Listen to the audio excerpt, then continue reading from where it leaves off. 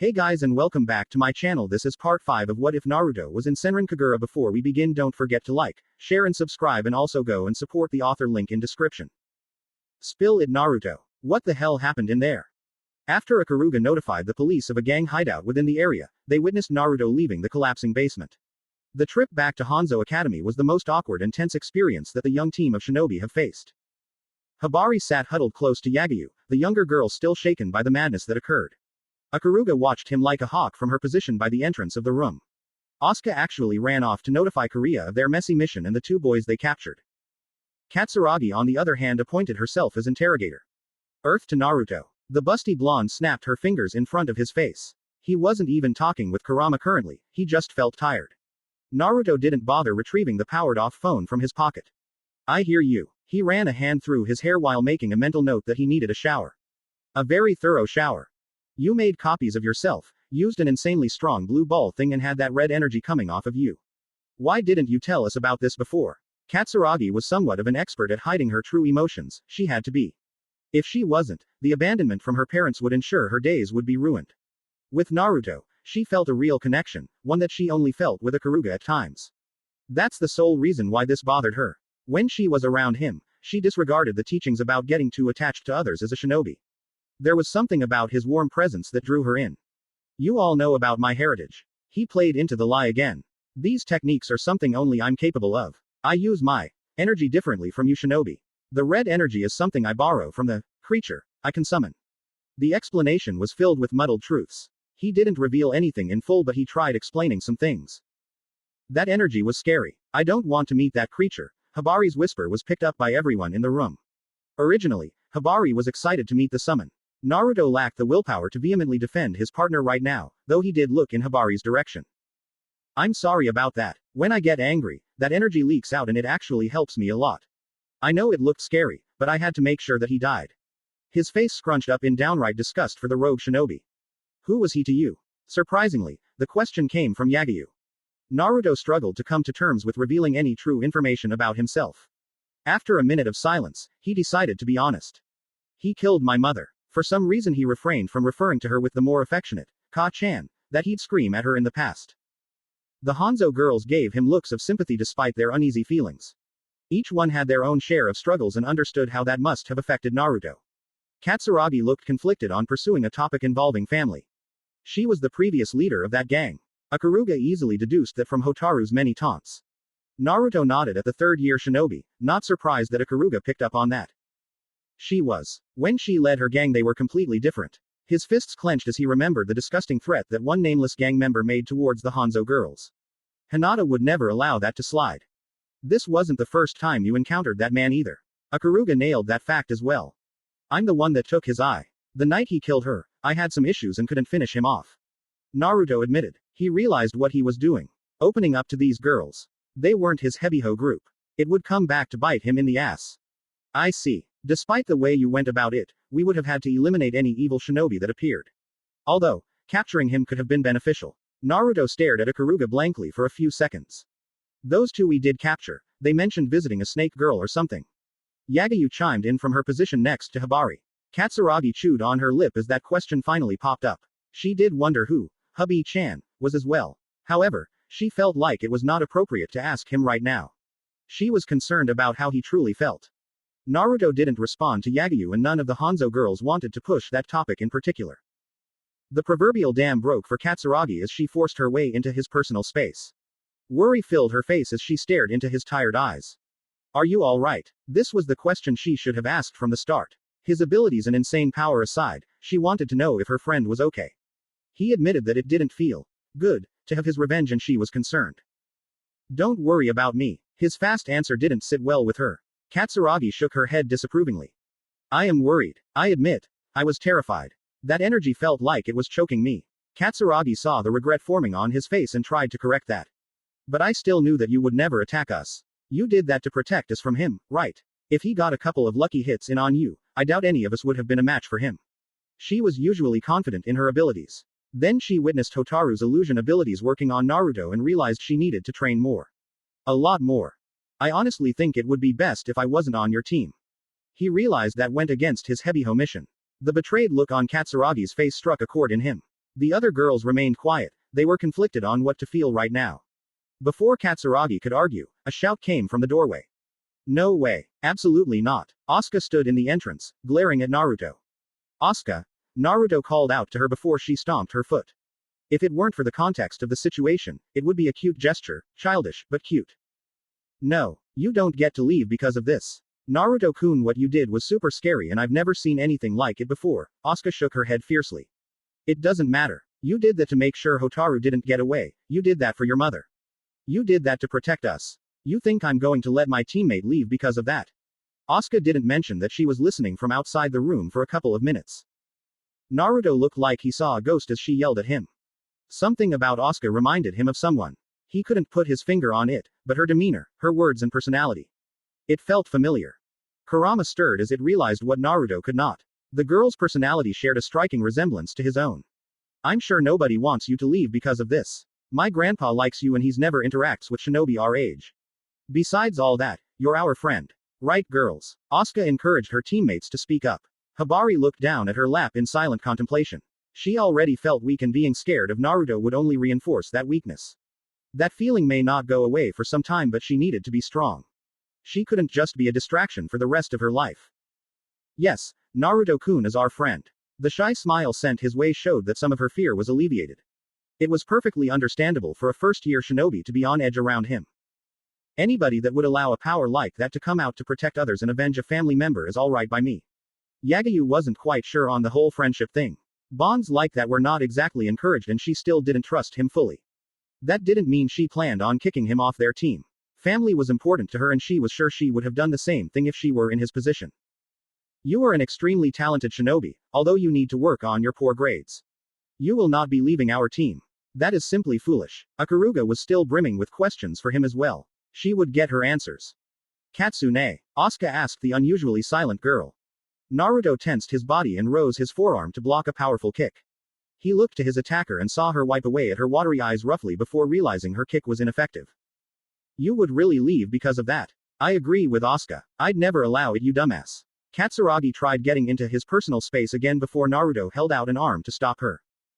Hearing what the girls thought of him and the declarations of friendship, it was only a matter of time before he had to break it. He didn't enjoy what he was doing. When it came down to it though, the Hebiho girls were his life now. Hikage, Haruka, Yomi, Mirai and his biggest pain in the ass, Homura. It still hurt like hell to hear the Hanzo team speak positively about him. He enjoyed the time he was spending with them, especially Katsuragi. They both acted so similar at times that he felt a connection there as well. Yeah. This won't end well. Naruto lowered his arm, looking at the entire group. I need some time to think.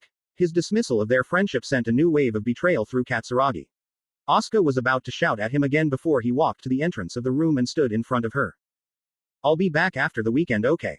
We can talk more then. Let Korea know that I have some words for him. Naruto was more than a little annoyed about the mission they received, even if he got what he wanted. Asuka couldn't even open her mouth before he left the room. The shinobi room sat quiet for a few moments, basking in the awkward atmosphere. Haha, I guess I'm going to go do some training. Katsuragi marched her way to the door. The gigantic smile on her face was pitifully fake. Don't follow him, Katsuragi-san. He may be our teammate, but let him deal with this. Ikaruga knew Naruto would rather not be bothered right now. She didn't expect the angered look thrown her way from Katsuragi. No, how do you know he wants to deal with this alone? He told me he doesn't even feel good after what he did. You don't know him. It seems like none of us truly do. Ikaruga fired back. Her blonde teammate grit her teeth at the statement. Katsuragi ran past Asuka and was met with a quiet hallway. He was gone already. She felt her chest tighten painfully. His disappearance reminded her too much of her parents. Well, Haruka crossed her arms and stared at the large gathering of police and detained gang members. I'd bet money on Naruto-kun being involved. The two girls stood among a large crowd that raved about the transpiring event. Hikage stared at the colors each criminal wore as they were taken out of the large building. It was too similar. Still not picking up his phone either. That boy, I swear. Haruka turned to her friend. Hikage-chan, what's the matter? All right everyone, move along. There's nothing to see here. A man dressed in a police uniform addressed the crowd. Officer, I heard loud shouting and not long ago, it felt like an earthquake. What happened? A random voice shouted from the group. The police officer shook his head before yelling once more. I'm afraid we don't even have all the details. Just know that the problem is being resolved as we speak. These people will be locked up for a long time. He didn't mention that they were searching for the gang hideout for some time now. The police truly felt like fools when they realized the building wasn't exactly hidden well and the number of members was tremendous. That's Ka-san's gang, Hikage muttered softly. Haruka looked confused for only a moment before her face lit up in understanding. I thought it disbanded after Haruka let her sentence hang and Hikage nodded to confirm her assumption. It did. Hikage didn't understand what was happening here, but she knew Haruka was right. Naruto was involved. Do you smell him or something? Haruka almost read her mind. Hikage blankly looked at her teammate. We have to find him. Hikage told her with finality. Haruka wasn't planning on arguing. He is losing his phone privileges for a while. Seriously. Haruka was still annoyed that for the first time he wasn't using the stupid thing. Hikage began moving through the crowd, with Haruka following closely. She didn't see a point in staying around and watching her mother's former gang being arrested. Hinata was gone. The gang didn't mean much to her anymore. A soft hand slipped into her grip. We will find whoever started up her gang again. I promise you. Haruka squeezed Hikage's hand reassuringly. The Hebiho shinobi knew that it bothered her teammate. Hikage's hand tightened slightly in Haruka's grip. I doubt whoever started it again is alive. Hikage started moving towards a direction that was very familiar to her childhood. The cool nighttime breeze shook the leaves on the surrounding trees gently. The sway of those dancing leaves caught his attention. He felt calm when surrounded by nature. Everything seemed so peaceful when he came here. His legs dangled over a large branch as he sat atop of one tree that overlooked a gravesite. For just a moment, he looked down at the plot of land holding someone that meant so much to him. He wished he could talk to her again and let her know what happened. Naruto's head dipped as he felt drowsiness creep up on him. Using Kurama's chakra and the mental toll of what went on with his mission had an effect on his body. He also lost track of time in the shower where he scrubbed furiously at his hands. Leaning his head on the hardened bark, he allowed his weary eyes to close for just a little while. He felt that he earned this. An hour passed before the wind picked up around his sleeping form and a soft thud sounded from the branch. If he were awake, that would have alerted him to a person standing next to him. Rin stared down at what was supposed to be her student in Hebiho. The whiskered shinobi slept peacefully, his face showing nothing but content as he laid against the tree. Truthfully, she didn't feel like much of a teacher to him. Naruto was too advanced, too stubborn, and too emotional. She was used to the cold shinobi that Hebiho prided themselves on for years. Tradition at Hebiho even stated that all evil shinobi must carry a small vial of poison to consume should they be defeated in combat. It was better to die than to be captured. She never attempted to give any of her students the vial. Naruto would turn against the school in a heartbeat if that was enforced, and that was more trouble than it was worth. Rin knew that her team of girls would have turned out far different if not for his involvement. It seemed he was the catalyst for change among them. When she met Haruka, the girl was nothing but a manipulative child hell-bent on causing others suffering due to her parents' actions. Homura was downright volatile and untrusting of others. Mirai only needed a short while of Naruto bursting into her life to learn that not everybody was out to get you. Hikage and Yomi were different cases, although the point still remained. You are a strange boy, Naruto. Rin's whisper carried throughout the silent clearing. She was somewhat aware of what occurred with Hotaru tonight. The energy she felt briefly had to be from her student. It wouldn't take long for word to go around about Naruto. All of the surviving gang members were bound to talk about the boy who cut through their numbers like they were mere ants. Good and evil shinobi alike would find out about Naruto. His Hanzo team definitely would inform their leader. For being a shinobi, he certainly didn't practice subtlety. Dogen knew about this happening tonight. Rin had her own questions about the rogue shinobi Naruto encountered. Unfortunately, she knew she wouldn't get answers from the benefactor. Whether she liked it or not, the role of an evil shinobi was to follow orders and not question them. You don't do things like other shinobi though. Rin, in her transformed state, bent down to Naruto's position. Her eyes searched his calm expression, trying to make sense of the type of person he was. In her entire career, consisting of two different sides of shinobi life, she's never met someone as unique as him. Korea cared for helping others, but he was a shinobi. He would complete his mission no matter what. Naruto on the other hand was the worst, evil, shinobi she's seen. You go against everything I've tried to teach when it comes to being a proper shinobi. I ridicule your friendships, relationships, and words, while you sit there with a smile. Laughing and forming bonds with the others. Rin lifted the boy up easily, his height and weight meaning nothing to a trained shinobi like her. She was sure that he wouldn't enjoy being carried, and she certainly wouldn't do this if he was awake. However, she didn't plan on leaving him out here. Standing up straight, she held his sleeping form before leaping off the tree branch and towards the direction of his mother's home. Upon landing, Rin spared a glance at the decorated grave that she created years ago. Entering Hinata's home, Rin easily found the woman's room. She briefly noted that it's been well taken care of over the years. Laying Naruto down, Rin heard a door open and voices from below. How do you know that we keep the key there? Hubby-chan, I am Darling's lady of the night. Obviously, I know where the key is. Basically a whore. Got it. Rude. Rin shook her head at the rather loud conversation between the girls. Their friendship alone was due to Naruto's involvement. Sparing one last look at the sleeping shinobi, she vanished. Footsteps approached Hinata's room quickly. The doors open. Haruka questioned as they got closer to the room. Hikage frowned but continued moving. It wasn't long before they stood in the entrance to the bedroom. Laying on the bed was Naruto, breathing peacefully as he slept. Hikage searched him for any immediate injury, a habit she's had since they lived on the streets. Should we wake him up? Haruka spoke up once again. No. Hikage walked over to the love of her life. Raising a hand, she placed it on his forehead. Watching him lean into her touch, Hikage smiled. Haruka observed the scene with sad eyes. She loved him too, extremely so. I should leave him with Hikage for the night. I feel out of place right now. Tapping the doorframe, she made to turn away and head back to Hebiho. Simply seeing Naruto was all she needed to calm her own nerves. Where are you going, doll girl? Hikage's flat voice stopped her in her tracks. You can stay with Darling for the night. He needs. Just get over here, Haruka. Haruka faced Hikage with an incredulous expression. Their own relationship was certainly different, but Haruka felt the bond between them. I'm not going to offer again. Get in bed or don't. Hikage placed herself on Naruto's right side and draped her leg over his. The green-haired girl didn't even bother changing out of her torn Hebiho uniform. You're not going to change. Haruka took baby steps on her way to the bed. She was still unsure if Hikage was messing with her, as the girl usually put up a big fight regarding her staying in Naruto's bed. Lazy. Naru is dressed too and I don't want to be naked against his clothes. Hikage pressed herself close to Naruto's neck and breathed in deeply. Haruka's deadpanned at the weird habit as she stood by the left side of the large bed. Maybe I'll sleep nude and Naruto-kun will ravage me throughout the night. Haruka was trying to provoke her and Hikage didn't rise to the challenge. Whatever. Slipping into bed next to Naruto, Haruka was transfixed by his serene face. She assumed he must be having a good dream. Dead yellow eyes bore into her own.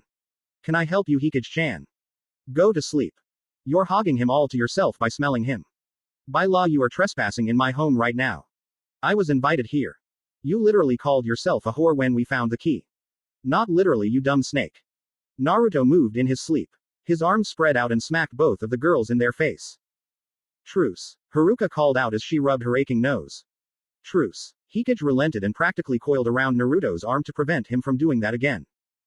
Haruka tried replicating the action before something sounding like a snort came from Hikage.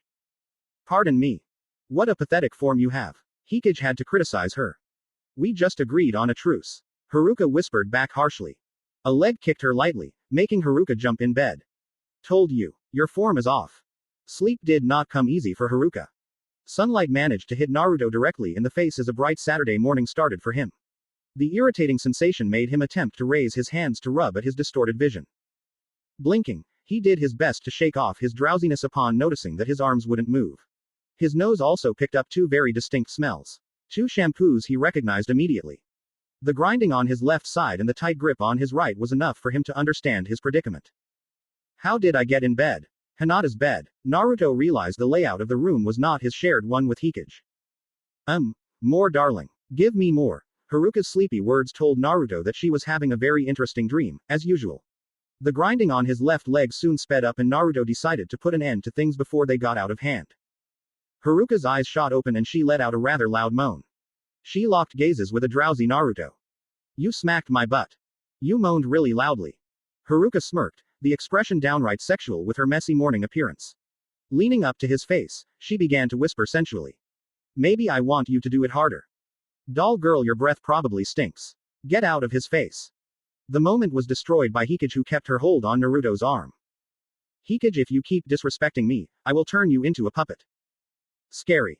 Naruto was forced into Haruka's huge chest as she threw herself over his body to reach Hikage. Deciding to prevent a fight, Naruto brought his one free hand to the other Hikage held between her thighs. Only a second later, Haruka fell atop a large pillow instead of Naruto's face. Naruto sighed as he saw two gorgeous females who were in bed with him. Their unkempt clothes and hair only added to the image. In normal circumstances, Naruto would have reacted accordingly. Right now, he needed to let Hikage know what happened. I need to tell you both something. Both Hebiho third years stopped glaring at each other when they heard his tone. Naruto-kun, you had us nervous yesterday. You didn't answer your phone at all. Haruka decided against teasing him for the moment. We know about Ka-san's gang Naruto. Hikage revealed to him. Naruto was conflicted. He killed Hotaru, that was his goal for years. A goal he shared with Hikage. A loud yawn echoed through his mind. You have to tell her Naruto. I'm going back to sleep so I don't have to deal with these annoying emotions. Kurama's seen enough of Naruto's love life for one lifetime, technically two. I know. I can't hide anything from her. Deciding to get it over with, he spoke. I killed him Hikage. He's dead. It wasn't exactly vague to her. Hikage went silent, her slit pupils not moving from Naruto. Haruka sat up in the bed now. They spoke of this revenge with Naruto often, and it was agreed on that he wouldn't let that consume him. You mean the one who took over her gang, right? Haruka needed confirmation unlike her teammate. His name was Hotaru, a rogue shinobi. Naruto wasn't exactly keen on sharing details involving the deceased man. Are you alright? Haruka mimicked the question from Katsuragi perfectly. Not really. He admitted it easily. Come here, darling. Haruka patted the space on the bed between her and Hikage. Naruto followed Haruka's command and placed himself close to his girls. Haruka took his left hand softly into her own and expected Hikage to do the same for his right. She was my family too. Hikage's voice was barely above a whisper. We were supposed to do this together. Her face remained blank. I know Hikage-chan. I know. Naruto took her hand in his own and she didn't resist. It wasn't just you who wanted him dead. I know. Ka-san meant a lot to me. A lot. Naruto felt his heart twist painfully when he saw Hikage's eyes become clouded with raw emotion. His mind flashed back to the young Hikage who looked up to Hinata, even if she hardly understood what to feel. These tattoos. I saw every wound he gave her. Hikage recalled the blood staining her hands as Hinata bled out in her arms. Haruka looked sadly at her teammate. If I risked him getting away, all of you would have been at risk. It was also a mission with the Hanzo team. He revealed to both girls. The Hanzo team, again. Hikage felt the bitter rise of jealousy in her chest. I had no choice. I'm sorry. This was the reaction he feared from Hikage. He knew how deeply Hinata's death affected her and he took the chance by himself. Haruka kept quiet, knowing this was between the two of them. She showed her support by holding onto his hand tightly. Hikage. Naruto was interrupted by her standing from the shared bed. I'm going outside. Hikage didn't bother fixing her appearance as she went to exit the room. Naruto's mouth opened immediately, and he would have called to her if it weren't for the hand that softly covered it. Let her go. Hikage-chan is different from you and I. You want to chase after her but she needs time to think about this. Haruka pulled him down so his head would rest on her lap. Naruto's gaze refused to leave the door. I always help her understand these things though. He couldn't help noticing the similarities between what Hikage did and how he left the Hanzo girls. I'm aware. Trust me, everything will be alright. Haruka stroked his hair soothingly. Do you think she'll hate me for this? He sounded so defeated that Haruka stopped her caring ministrations to grasp his face. Hikage thinks about you constantly. She's in love with you and that will never change. She may be upset over this but she'll understand that you had no choice. Don't worry about her jealousy either. We all know those silly good shinobi can't compete with this. Haruka finished with a smug expression. I hope you're right. Naruto attempted to raise his head from her lap before she forced him back down. I will always love you too, my darling. Haruka leaned down and Naruto fully expected a kiss. Haruka stopped just short of his lips and giggled. Tisk tisk. No kisses until you sort this all out. I don't want any sad kisses from you. She tapped him on the nose like one would do to a young child. Naruto couldn't hold back the small grin from her teasing. I love you too, Haruka-chan. His hand rose to flick her on the nose, getting her back for her previous action. I expect you to really show me that soon. Didn't Hinata teach you that it's rude to keep a lady waiting? Haruka watched his eyes light up as he remembered his mother. Good. She taught me the best way to rob people if that counts. It doesn't at all, sweetie. I figured. Haruka continued to talk about positive memories with him, successfully distracting him from any of the burdens weighing him down. That was her self-appointed job. Plus, helping the one she loved made her feel amazing. Hikage didn't get very far on her venture outside. In fact, she only opened the main entrance to Hinata's house before spinning on her heel and making her way back into the home. She dropped down onto the soft cushions of a large couch and buried her face into a small pillow for a few minutes. Hikage's raging thoughts were interrupted when her nose scrunched up and she breathed in a scent she recognized. Haruka. The pillow was thrown across the room carelessly. Hikage let out a weak sigh as she thought about the entire situation involving Hotaru. She did support Haruka's words when the girl begged Naruto not to be consumed by revenge, so she couldn't help feeling like a hypocrite right now. Deep down she wanted to see the light fade from Hotaru's eyes. She wanted him to feel the same pain that Hinata felt. Naruto took that chance from her. He had no choice. The rational part of her knew that was true. She loved Naruto more than anything, though this left her feeling bitter for all the wrong reasons. I bet you did this to protect me. You'd be right. Hikage peeked over the couch in surprise at the interruption to her thoughts. Haruka-chan told me to leave you alone for a little while longer, but you know me. I couldn't help worrying. Naruto maneuvered over the couch easily, dropping down by Hikage's legs. How'd you distract her then? She had to ask. Haruka had a one-track mind when Naruto was around. Not that she was any different. She's putting something called parental controls on my phone. It's my punishment for ignoring everyone's calls. Joke's on her. Mirai-chan will fix it for me. Naruto smiled at her to lighten the mood. Hikage only shook her head. You really had no choice, Naruto. I told you, I couldn't risk him getting away. All he did was make disgusting comments about you and Ka-chan. He planned to find you along with those two assholes from the orphanage. There was no way I'd let any of them get close to you. Naruto hated those two ever since he was 8. You mean those boys from when we first met? That information also surprised her. Their first meeting in particular still meant so much to her. She'd never be able to put it into words. Naruto nodded with a grimace on his face. They were also there the night she was killed. They were trained by Hotaru. Not very well though. He would much rather be in charge of interrogating the two. Unfortunately, Korea would not allow that. They are alive, right? Hikage asked him quickly. For the most part. Why? Naruto witnessed a smirk come to Hikage's face, a perfect mirror of the sadistic one Hinata would wear. Where are they? She looked ready to get up now, and Naruto extended his arms out to grab the antsy girl. Slow down, Hikage-chan. My Hanzo team leader is in charge of that. There's no way you can get to them right now. Hikage deflated instantly, her body going slack in Naruto's arms. I'm still mad, Naru. She identified that emotion. I had two choices. Kill him or let him run away again and have to worry about him targeting you and our team when I'm not around. I know you're all strong, but I promise to protect the people I love. I'd never take that risk. His blue eyes shone with conviction over his words. Evil shinobi or not, he would protect these girls. I'm bad at this stuff, let me be mad at you. Naruto snickered at her annoyed expression before he bent his head forward. Hikage met him halfway and they engaged in one of her favorite pastimes. At least until her eyes glinted darkly. Ow, you bit me. Naruto pulled back from their kiss to rub at his aching lower lip. You deserved it. From now on, we do everything together. Understood. Hikage left no room for arguments as she wrapped her legs around his waist from her position below him. I swear I've accepted this before and we already do everything with each other. The grip on his waist tightened almost painfully. Okay, I get it. Geez. Hubby-chan, you can get mad all you want. You can protect yourself, you can protect others, it doesn't matter. Just know that as long as I am here, I'll always protect you. The closed-eye grin he wore made her stare at his face in amazement. She could tell he was affected by killing Hotaru, yet he continued to smile.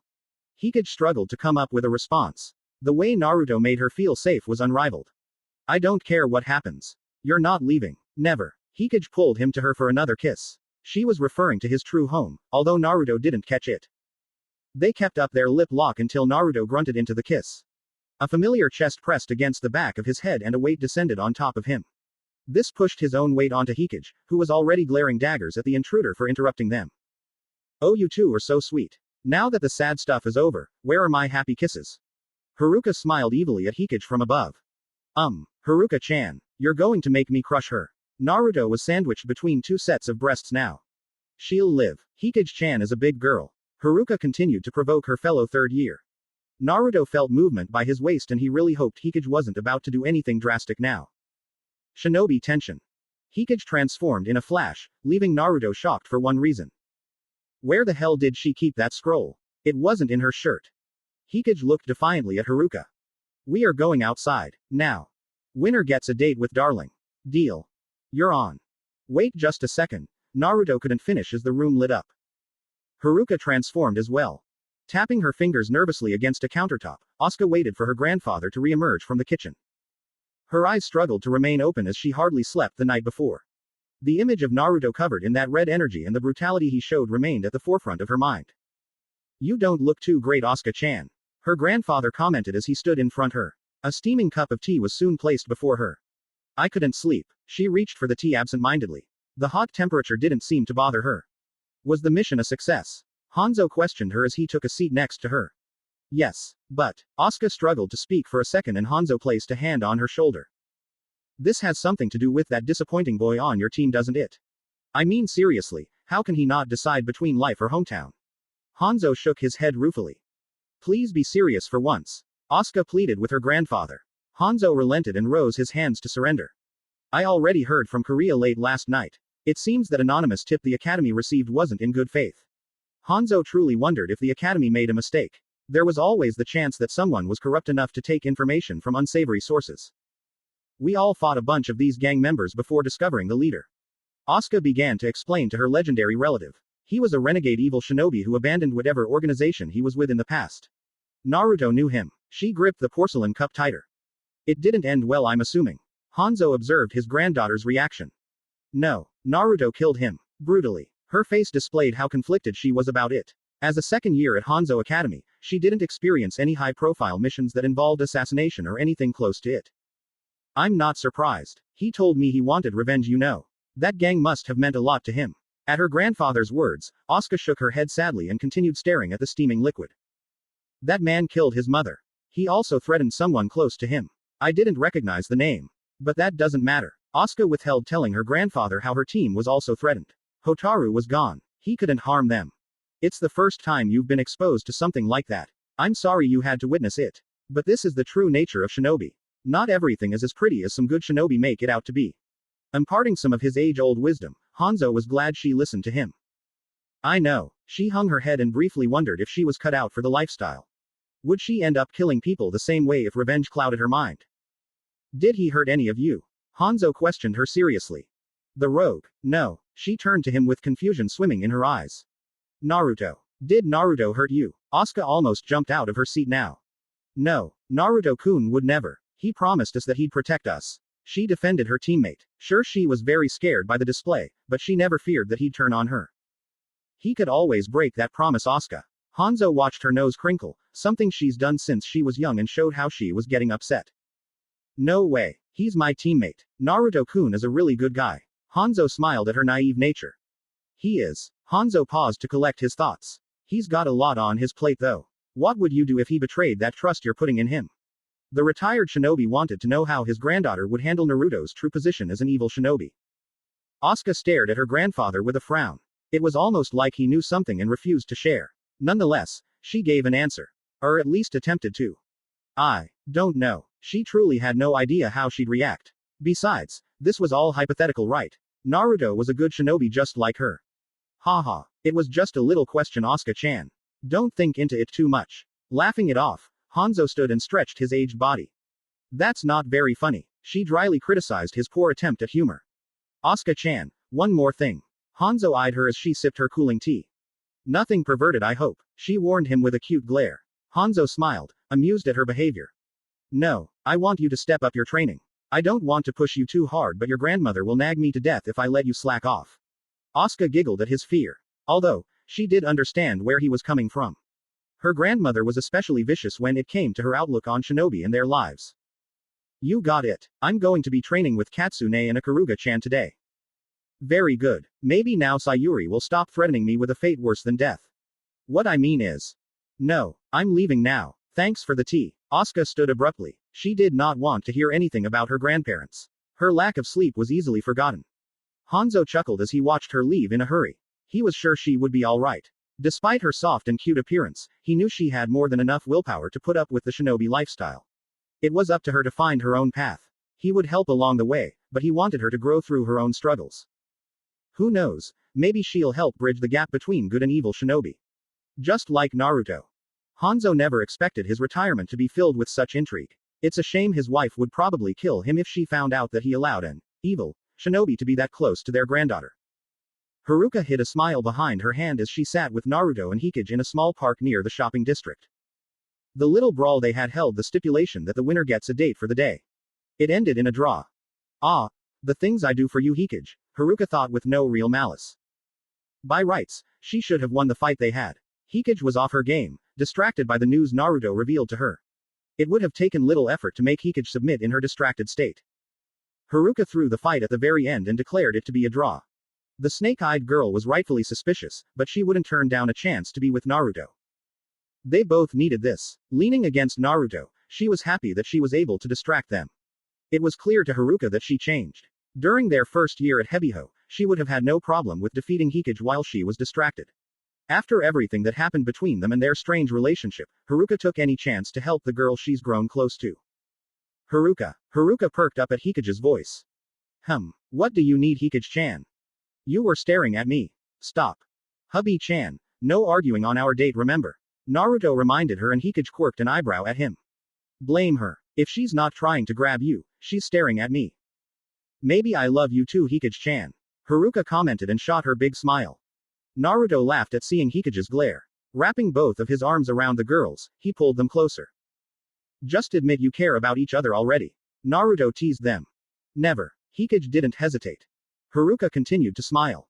She watched on as Naruto comically berated Hikage, who tuned out his rant by staring at the clouds. Haruka preferred this over the sad faces and eyes they both had in the house earlier. Hikage may take every chance to insult her, but that mattered little to Haruka. She valued her relationships and bonds now. Now you're using it during our date. You couldn't even pick it up yesterday, Naru. Hikage narrowed her eyes at the boy. He pulled out his phone after it vibrated like crazy. The notifications it received from the previous day were still coming through. Haruka peeked over at his screen and read over the message he was on. Katsuragi says she's cashing in a favor tomorrow. Naruto-kun, should we be concerned? Haruka watched panic set in on the face of her boyfriend. Hikage tightened her hold on his arm. A favor? Of the sexual kind. Haruka fueled the fire. What? Haruka-chan, stop. Give me the phone. Hikage reached for the device. No way. Haruka-chan already set my phone background as a picture of herself. I don't want you messing with anything either. Naruto wasn't sure how she password protected a background, but he couldn't remove the lewd image.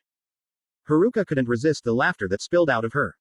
Watching the two Hebiho shinobi act like children as they ran and fought over the phone made her happy. She was accomplishing her mission. In moments like this, Haruka forgot all about her status as an evil shinobi. I'd choose being happy over being evil any day. She stood and approached the duo. Doll girl, help me. Hikage commanded her, and Haruka grinned brightly. Of course, snake slut. Naruto clutched his phone for dear life. The former hideout of Daybreak sat in cold silence. Police and citizens alike removed themselves from the area after the situation was apparently handled. Warnings of it being a former crime scene meant nothing as one individual strolled through the ruined hallways. Shattered glass, dried blood, and gashes along the walls painted a pretty picture for him. Approaching what was once the former entrance to an expansive basement, it took considerable effort to wade through the debris. It seemed the police did a poor job of investigating below the hideout. They had their hands full with criminals and more than likely assumed the basement to be destroyed. Incompetent as ever, Dogen chuckled to himself as he pushed a large block of concrete out of his way. His muscled form even more impressive than the deceased rogue. With all his experience, he picked up on the faint shinobi energy that remained in the air. There was a barrier erected previously. Not to mention, he felt that overwhelming spike of sinister energy from the night before. He couldn't resist the full-blown laughter that spilled out as he stood in the center of the basement. The floor was completely destroyed and it looked more like a drill tore through this very location. Not a single sign of Hotaru remained. If it weren't for the light shining through the man-made entrance, the area would be completely drowned in darkness. Naruto, Naruto, Naruto, oh, what have you done here? Dogen continued laughing to himself. That boy was perfect. Everything Dogen planned, every ambition, it all had the potential to fail. Then Naruto appeared. The information he had on the boy was shrouded in mystery. Found by workers of an orphanage as a newborn, he was seemingly abandoned without care. Shinobi watched those orphanages closely, there was no shame among them for recruiting children. Dogen's interest spiked upon discovering Naruto. However, the crude woman leading her gang of degenerates got to him first. That proved to be a slight setback. Naruto carried himself differently from anyone Dogen has seen. The shinobi his age couldn't hold a candle to him. It wasn't because he appeared to be a prodigy. No, it seemed that Naruto has done this all before. Fighting, training, and the way he spoke to others let that mystery grow. The nonsense about a clan and his strange abilities was comedic to the investor. When Naruto managed to defeat Miyabi in an exhibition of sorts and would have likely injured her had he not interfered with their next fight, Dogen knew to adjust his plans once more. Originally, this was all to make profit. His behind-the-scenes actions, backing certain schools financially and providing them with missions. Profit guided his hand. Then, something occurred to him. A twisted idea that could change the world. Yoma, the parasitic and demonic creatures born from warfare, blood, emotion. As far as Dogen was concerned, they were the true definition of change for this world. He needed them, and not for monetary gain. Malevolent colors of black and red pulsed dully at the bottom of the large crater left behind. Profit no longer mattered, a lust for power festered in him. He would obtain the power to bring all of these shinobi to their knees. The pointless ideologies of good and evil, they were nothing before the dark creatures. Naruto, my boy. Hotaru was pathetic to Dogen, a mere pawn to do his dirty work. Aiding that man and the two punks he lazily trained was a hassle.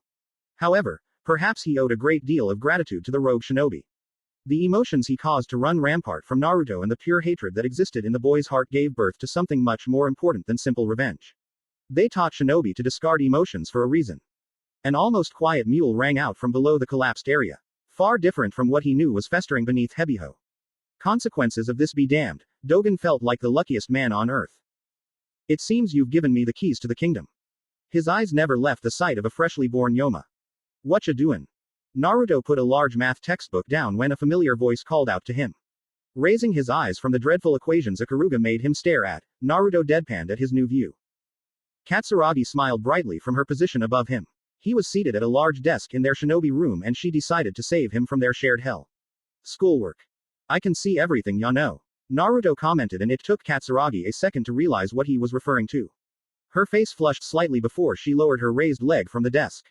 She had no problem with groping him or the other girls, but having her panties directly in his line of sight made her slightly embarrassed. Hee hee. She rubbed the back of her head sheepishly. Anyway, I wanted to save you from that crap. Seriously, studying now, yuck. Akaruga-chan wouldn't shut up until I picked the textbook up. Naruto saw no point in pursuing school work in Hanzo or Hebiho. He just didn't care for school. When she tries to make me do that, I just give her one of these. Katsuragi showed him her hands and made a few grabbing motions towards her own chest. I will not sexually harass her. PSH. Lame. Katsuragi plopped down right onto the desk and crossed her legs, continuing to stare down at the boy. Naruto scratched at his cheek, wondering why she was intently watching him. Naru-kun, do you have friends? He was about to speak up before she snapped her fingers once. Damn, I should correct myself. Do you have any male friends? Her smile turned mischievous. Naruto sat back and genuinely thought about her question for a moment. Of course I do. There's, Go ahead. Korea, Hanzo. He never realized his list was practically non-existent. Our teacher and an old pervert. My poor baby. She cooed at him teasingly and Naruto swatted the hand approaching his face. Well, what about you? You don't have any either. It was a poor defense and Katsuragi laughed. Don't need M. All I need is you in one hand and some titty in another. You have a problem. Hey, now that you admitted to having no guy friends, we have to correct that. Don't you want to be able to compare dick sizes and stuff with your boys? That what they do, right? Naruto blinked owlishly at the Hanzo shinobi. He realized she was not joking, she was just clueless. What is wrong with you? She giggled at his question before shooting off the desk and appearing at his side. Pulling him up, Naruto decided not to resist. Katsuragi once said she liked when her targets put up a fight. He would not entertain that very concerning kink of hers. Come on. It's time for my new mission to begin. Find one hunk some bros to hang out with. She started dragging him out of the room in a hurry. It was around lunchtime and the other shinobi girls were probably enjoying their food outside. Katsu-chan, I don't need your help with that, ya know. It's not like he planned on being with Hanzo Academy forever anyway. Not to mention, he didn't really know what to talk about with other guys his age. Don't care. I can't have my boy being around just girls all the time. What if people get the wrong idea? I don't like what you're implying. Okay, let's see. Where to go first? Katsuragi ignored him while she hummed and pulled him in a random direction. Their first stop was a large computer room on campus. Katsuragi knew a bunch of tech kids liked hanging out in there at lunchtime. They played games and did nerd things with each other. Maybe they'd let Naruto join them. She heard Naruto sigh loudly as she grabbed the handle of a door and swung it open. Yo, nerds. Pure sexiness has arrived, she announced herself to the populace and all sets of eyes descended on the pair of shinobi. Naruto resisted the urge to groan, this was already off to a bad start. As that? It's her. The sexual harasser. Katsuragi giggled and Naruto was convinced something was truly wrong with her. Yes, don't forget it. Now, I have a favor to ask all of you. Katsuragi's words caused raised eyebrows all around the room, and a bit of excitement to pass through them. The girl was notorious around campus for her actions, but they couldn't deny how attractive she was. Seeing as none of the stereotypical nerds spoke up, Katsuragi pointed a finger at the masses as they crowded around their computers and portable gaming consoles. I want you all. She heard some of them hold their breath for a second. To allow Naruto here to hang out with you. She pushed her breasts against Naruto happily. Naruto's never felt that much hatred directed at him in a single moment. Why should we let him hang out with us? An outspoken voice finally questioned her, and she turned to the slightly overweight boy with glasses. Each of the boys in the room looked Naruto head to toe at his question. First off, he can probably kick all your asses with his hands tied behind his back. Naruto withheld from banging his head against a wall. How was that a positive? Plus, you all look like you can use a new cool friend. Who better than this absolute cutie next to me? She patted Naruto on the chest carelessly. Murmurs passed through the room and Naruto felt like he was being judged by the computer gods. I highly doubt he knows anything about tech or even the intricacies of a computer's insides. One scrawny nerd pushed his glasses up and they glinted in the light. However, we will test him. You must step out of the room for a second. He pointed at the busty shinobi. All right. She pumped her fist up and all eyes latched onto her bouncing bust. Her shirt strained to contain her huge chest and everyone noticed. Naruto felt irritated now. I'll be waiting outside for the good news, Naru-kun. Katsuragi left the room without sparing another glance at the others. Standing awkwardly, Naruto felt the tension in the room. Naruto, correct. We suppose you can hang out with us on one condition. The head nerd, as Naruto classified him, explained. I thought you would test me on computer knowledge or whatever. He didn't expect it to be that easy. Originally we would, but seeing as you know Katsuragi-san, we would like you to do something. Katsuragi whistled cheerfully as she stood outside the room and watched students roam the hallways for a few minutes. Just as she was about to get bored, the room door opened up and a blank-faced Naruto walked out. Hey, how'd it? Before she could ask, Naruto grabbed her hand and pulled her with him. Katsuragi shut her mouth immediately at feeling his larger hand encompass her own. We have to find other people. I failed their little test. Naruto told her quickly and Katsuragi felt a grin forming. Are you lying? From her position, she saw a tiny bit of red color his whiskered cheeks. No, they just wouldn't be good friends. Katsuragi giggled madly and Naruto tugged on her hand more. There was no way he would steal her panties and give them to a bunch of nerds. He didn't feel bad about breaking the glasses of a few of them either. At this rate, he'll never make any friends. What is she doing now? Ikaruga wondered as she sat with her team. They watched Katsuragi and Naruto run all over campus during their lunch. Something perverted. Yagayu was willing to bet her life on it. I don't know Yagayu-chan. Naruto-kun wouldn't join her. Hibari munched on a cookie and tracked her teammates as they weaved between crowds of students. Definitely not. Katsune and Naruto-kun are very alike, but he wouldn't do that stuff with her. Asuka's felt her face heat up as she thought about Naruto doing some of the things Katsuragi prides herself on. I told Naruto-san to spend some time studying. It seems like she has distracted him once again. Ikaruga couldn't comprehend how easily Katsuragi connected with Naruto. Katsuragi-chan likes Naruto-kun. Hibari smiled while watching the two blondes approach a table of boys. Her Hanzo teammates turned to her curiously. They talked about this before but dismissed it quickly. You mean in that way, Hibari-chan? Asuka put some emphasis on the word. While she may be a shinobi, she still enjoyed relationship gossip to some degree. Hibari confirmed with a simple noise. How do you know? Despite the fact that we are shinobi and that is most certainly not encouraged, I don't see how you could tell. Ikaruga knew Katsuragi the longest, yet she struggled to figure the girl out. Sometimes she was convinced the whole pervert thing was an act. Her eyes. Look at how she looks at him. Hibari pointed out before reaching for another cookie, making Yagayu tap her hand lightly. She pouted at her teammate, stopping her daily intake of sweets. She looks at us all that way. Usually before she gropes us. Yagayu wasn't technically wrong with that statement, but Hibari shook her head. Nah, she's really happy. The Hanzo girls went silent and contemplated the meaning behind Hibari's words. Ikaruga spared another glance at her fellow third year while she brought Naruto to a new table. Wasn't Katsuragi always happy? Sue, can he join you? Katsuragi questioned a trio of boys while still pressing herself to Naruto. Her teammate was already tired of her attempt at finding him friends. I guess. A rather plain-looking black-haired boy shrugged while he sat with his friends. Awesome. Have fun, Naru-kun. I'll see you later. Naruto's eye twitched when she smacked his ass before walking away. I'm Kazumi. This is Hideo and Isao. Nice to meet you, man. The same boy introduced himself along with his friends. Naruto smiled at them. It couldn't hurt to be friendly. At least they weren't like those computer guys. Like Katsuragi-chan said, I'm Naruto. He took a seat at their table and he wasn't sure what to do next. How do you know her? A lot of people around here aren't too fond of her. Kazumi spoke and his friends nodded in agreement. Oh, I'm in her classes and we kind of became friends after I transferred here. That's all. Naruto felt uncomfortable and he wasn't exactly sure why. That's cool. What school did you attend before Hanzo Academy? Kazumi was just an ordinary boy, as were his friends. While they weren't crazy about talking with a stranger, they would never be rude. I was homeschooled. His smile was strained, but luckily they didn't catch it. I'm jealous. The one named Hideo shouted and looked to his friends. Naruto took in his features for a second as well. Shoulder-length black hair and a generally friendly face. He was just as normal as Kazumi. If I was homeschooled, imagine how much time I could have on fixing up that motorcycle with my father. He spoke to his group. How is that coming along, by the way?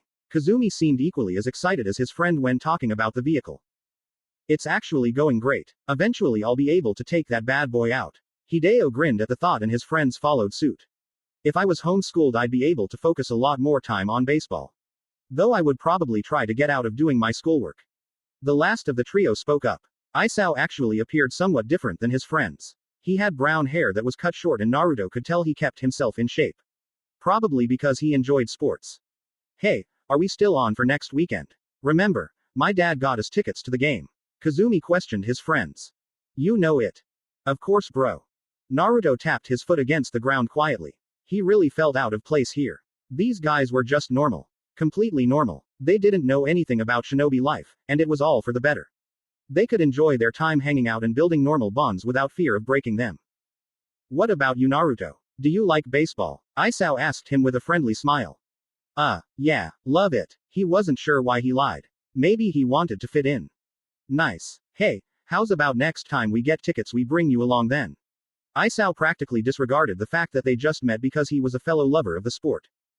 That would be great. His own smile was ridiculously fake and Naruto faintly heard Kurama grumble from the seal. Before Isao can ask him some more questions, Hideo swore quietly while looking at his watch.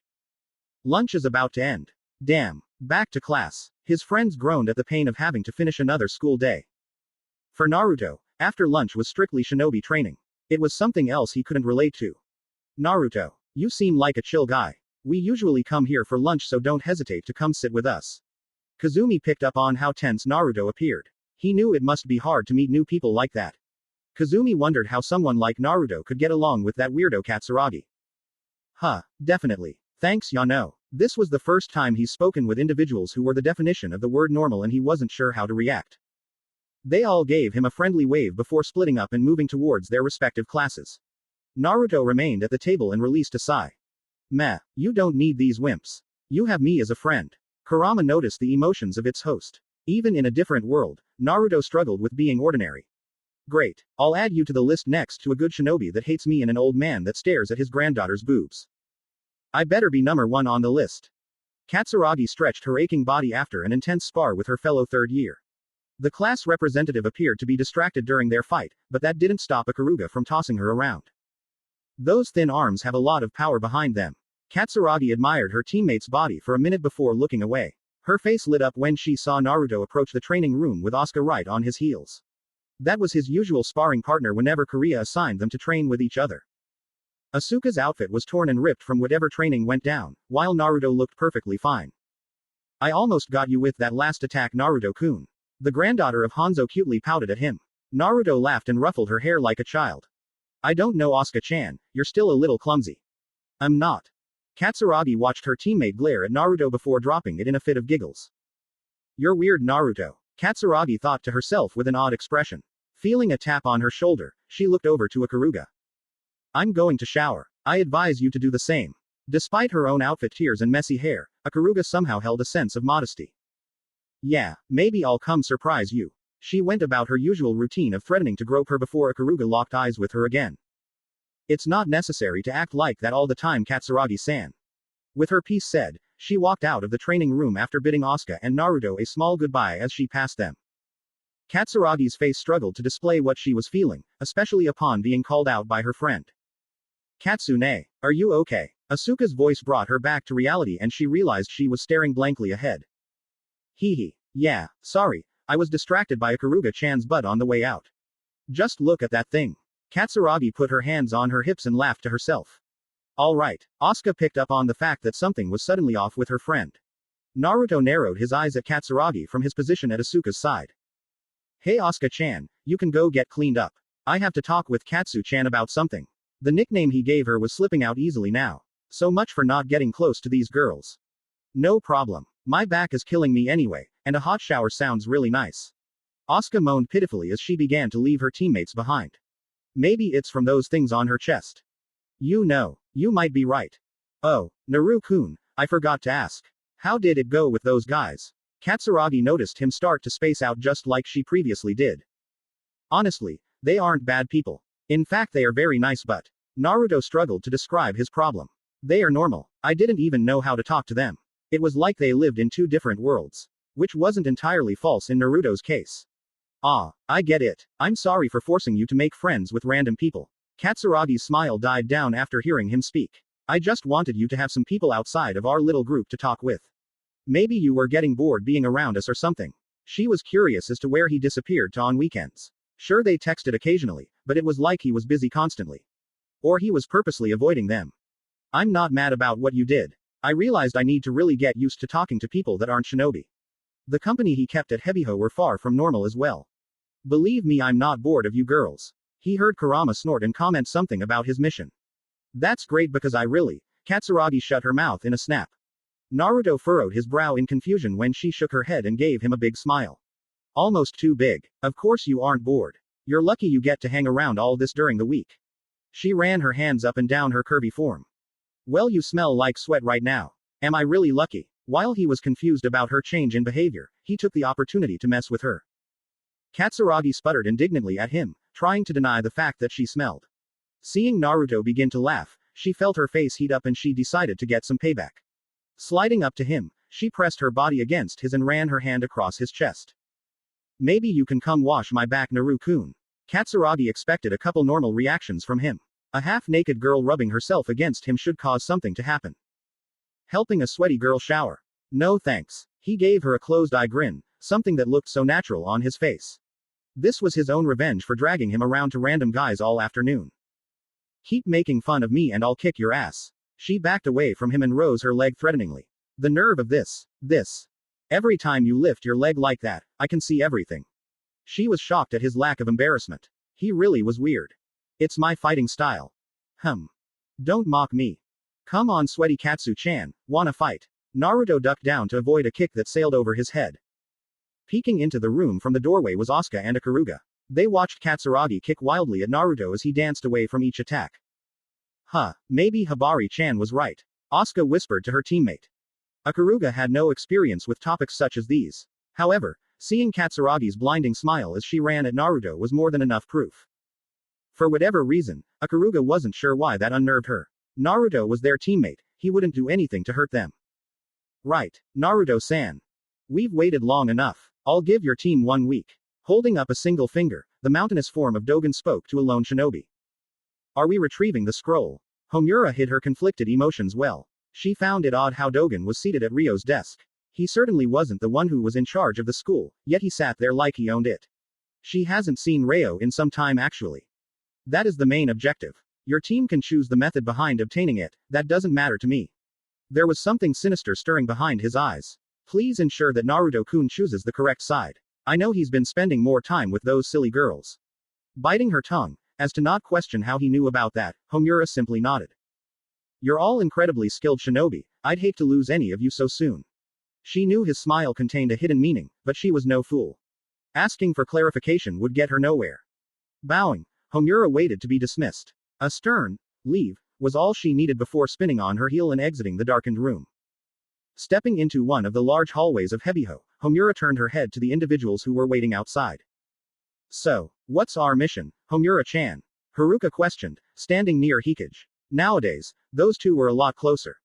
We have 1 week until we are sent to obtain the scroll from Hanzo Academy. Homura began to walk alongside her group. Oh my, that doesn't leave us with much time to prepare. Yomi tilted her head in Homura's direction. We'll be fine. Hikage shrugged carelessly, not at all worried about fighting other shinobi.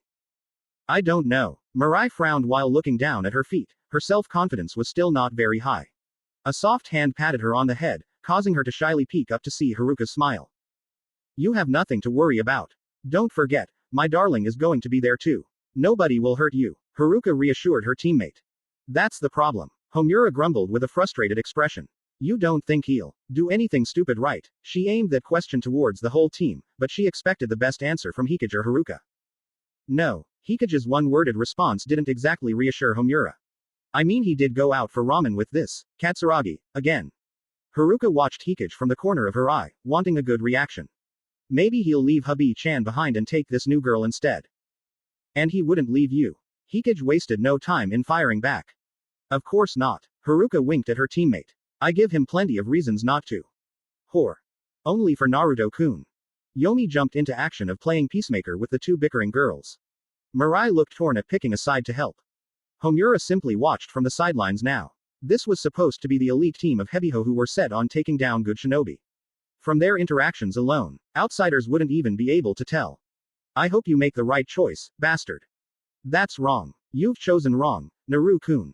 Katsuragi stuck her tongue out at the boy in front of her. I am the winner, again. Naruto glared at the piece of paper in front of him.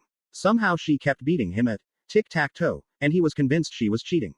There was no way he was losing in such a childish game. She's not cheating, you just make dumb decisions. Yagayu overlooked the paper with disinterest. Kicking me under the table doesn't count as cheating.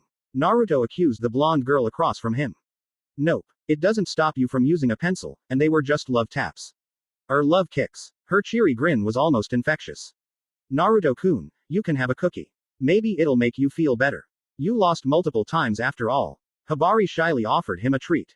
The younger girl was still somewhat nervous around him, but she was improving. Naruto glanced at the snack before him. His episode with Kurama's chakra left the girl shaken, and she hasn't recovered fully. That entire messy situation continued to bother him, and Korea couldn't give him a clear answer on where the intel came from. Supposedly a trustworthy source, was Korea's explanation. It's a bunch of bullshit. Naruto's eyes darkened. Supposedly. Sure. Naruto-kun. Hibari asked him nervously, easily noticing his intense stare on the cookie. Closing his eyes to clear his thoughts, Naruto gently took the cookie from her hand and gave her a smile. Thanks, Hibari-chan. Don't give Katsu-chan any though, she ate so much ramen for lunch that she'll blow up if she eats anything else. His comment left Katsuragi stunned. Hey, are you saying I'm getting fat? Just because I can eat more than you, doesn't mean I'm gaining weight. She jumped onto the table quickly and crouched to get closer to him. Her position was completely unladylike. Having a girl's panties in his direct line of sight was normal at this point. My lips are sealed. Naruto added fuel to the fire. Across the room and pretending to read a textbook, Ikaruga studied Naruto. His playful nature and words completely contradicted how he was on their last big mission. The power, the abilities, everything. She's never heard of a shinobi like him. I still don't have any answers. Korea-sensei seemed just as surprised when I mentioned it to him. Katsuragi, you just got spit all over my cookie. Good. Don't call me fat. Ikaruga wasn't sure how he could even be a shinobi sometimes. Outside of combat, he seemed too genuine, too caring, and carefree. The shinobi room door opened and Asuka strolled in to witness the scene of Katsuragi wrestling a disgusted Naruto on the floor. As this training, the granddaughter of Hanzo was rightfully confused. It's idiotic. Yagayu remained glued to Hibari's side as her two teammates continued to playfully fight. It looks fun. Hibari's smile radiated purity, making Yagayu avert her eyes in embarrassment. Naruto-kun. Katsune. I'll join you. Asuka jumped right into the pair and tumbled on the floor. Ikaruga pinched the bridge of her nose when both girls unintentionally suffocated Naruto with their breasts. They were supposed to be a team that could reach an elite status and take out evil shinobi. The scene playing out before her completely contradicted that statement. I suppose we have plenty of time in the future to be ruthless shinobi. Ikaruga left behind her textbook and joined her bickering teammates. Later that same night, Naruto returned to his silent Hebiho team. Their shinobi room almost seemed tense, and Suzune stood by the door, watching him like a hawk. Yo. Naruto searched the faces of every girl, each looked like they wanted to speak up, but Homura beat them all to it. We are attacking Hanzo Academy in 1 week. She blurted it out quickly, wanting to hear his response. After a moment of silence, he sighed deeply. So it's finally happening. Huh. Naruto couldn't say he was surprised. There was no doubt that this was in Dogen's plans from the start. I've been briefed fully. Through the reports you've given on the shinobi, and our own intel, it's enough to send your team in. Suzune's tone was strictly professional. The main goal is some stupid scroll, right? Naruto's question made Suzune raise an eyebrow. A very important and powerful scroll. It could aid Hebiho and our shinobi greatly. She really wasn't sure about letting something like that get into Dogen's hands. Regardless, it was out of her control for the time being. And the shinobi of Hanzo Academy. Naruto faced his squad's teacher. What about them? If they prove to be a threat, they need to be eliminated. There will no doubt be witnesses, but you can take some out. Suzune relayed the information in Homura's place. The girl didn't seem keen on speaking up right now. I'm not killing them, Naruto told her, his tone leaving little room for argument. Suzune frowned while looking over each Hebiho shinobi. The thought of taking out good shinobi didn't seem to affect the girls, but Naruto was different. He was sent there to spy on them, and although his reports were lacking, he became too close with his targets. It was a mistake, one that couldn't be rectified this late into the mission. He'd simply have to deal with it. If they attack your team with the intent to kill, what will you do? Would you sacrifice these girls for them? Suzune didn't enjoy the look on Naruto's face, but she had to make him understand. Never. Naruto responded with no hesitation. I'll protect them until the day I die. His conviction truly shocked Homura. Hikage and Haruka stared lovingly at the boy, while Yomi and Mirai felt safe in his presence. But I promised to protect the other girls too. He admitted to them sheepishly. The room became silent again, and Hikage's eyes turned dull. Of course he did. She loved him more than anything, though he was too. You're such a softie, darling. Haruka shook her head with a smile. She somehow finished Hikage's thoughts for her.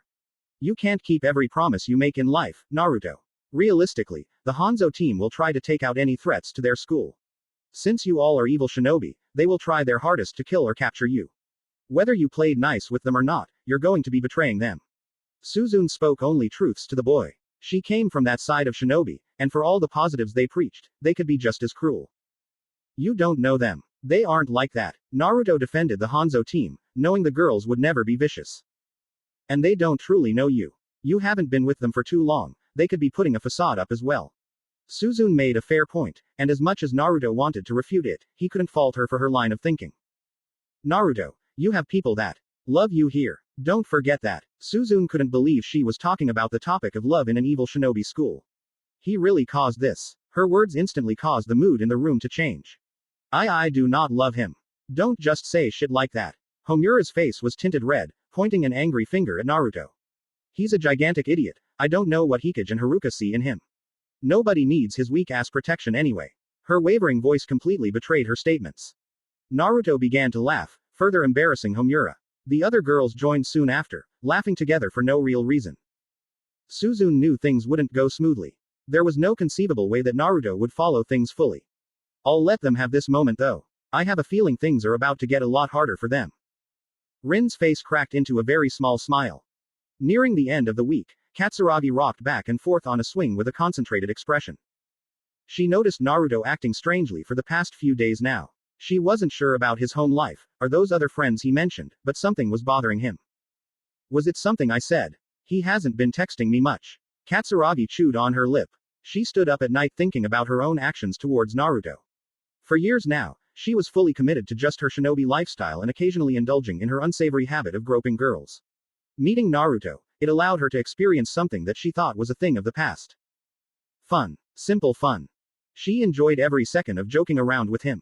Arguing, fighting, eating, it didn't really matter.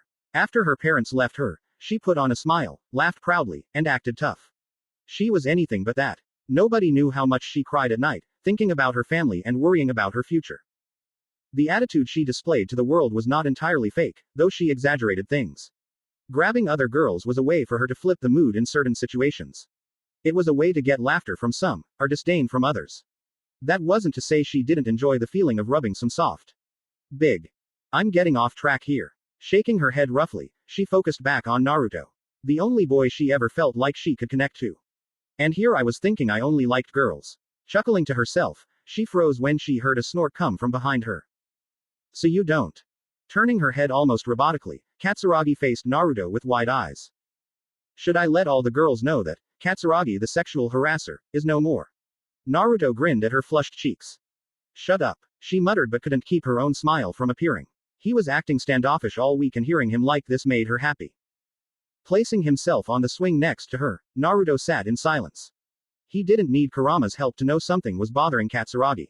He saw her sitting on the swings for some time, thinking hard for whatever reason. Naru-kun. Katsuragi called him softly. I know we just got ramen recently. But can we go again? Is that alright? If you're not hungry that's cool, I'm not really hungry either and Naruto's snickering cut her off. I just realized that I know a lot of weird girls. He paid little attention to Katsuragi's curious, He wouldn't elaborate on that topic. I'd never deny ramen. You wanna ditch training today and grab some? He held a fist out to the girl, an action that felt very familiar to him. You know it. Pounding her fist against his, she mirrored his grin perfectly. We better get out of here quickly. Akaruga-chan's been looking for me and I really don't want to do math right now. Naruto pulled Katsuragi off the swing and the girl allowed it. She offered no resistance to his hand grasping her own. Come on, I'll lead the way. Naruto walked ahead, letting her stare at the back of his brightly colored hair. You actually remember where it is. I thought you were horrible with directions. Katsuragi teased him. Clones. I actually had a bunch go out and map out the city in my free time. I got tired of getting lost and depending on. Naruto became quiet while thinking about his Hebiho girls. Oh, okay. She wasn't sure why he became silent. I was meaning to ask you more about those clones. Asuka-chan said you were able to use a bunch of them at once. Katsuragi was always interested in cool shinobi techniques, and Naruto's duplicates seemed amazing. Yup. Kurama says that if I go all out, I could make thousands. Naruto heard his partner grumble about arrogant brats through their link. Thousands. Katsuragi sputtered, her mouth open in shock. That wasn't human. Thousands of duplicates. Thousands of naked, sweaty, Naruto clones. Wait, who's Kurama? Who's Kurama? She felt the need to voice her question or it would eat away at her. She really wanted to know everything involving Naruto. My name is one of power and destruction. Stop giving it out freely to people. Kurama growled lowly at Naruto. Sorry, I didn't realize who I was talking to for a second. The Hanzo girls knew next to nothing about Kurama. Only Hikage and Haruka knew the whole truth. He had to tell the others soon. Kurama is my summon. The one who shared power with me on our last mission. Naruto reminded himself to limit the amount of information he revealed. He still had a mission, whether he wanted to complete it or not. Wow, Kurama must be super strong then. Yeah. Their conversation died there, neither wanting to discuss that night. The rest of the trip into town to acquire ramen was filled with silence. Katsuragi kept her gaze on their interlocked hands. He's a touchy person. I guess I'm the same. She felt good to have something else in common with him. We are here, Naruto told her as the ramen bar came into view. One day I want to own a ramen place of my own, ya know. He revealed his hidden dream to her. Really? That would actually be great. Would you hire me? She elbowed him playfully. If you did, we'd probably never get any work done. We definitely wouldn't. We'd just eat all the ramen ourselves and make no money. Our business would be closed in a week. Naruto chuckled as he took a seat. True. We can have Akaruga-chan work with us as our manager. She'd make sure we actually make a profit.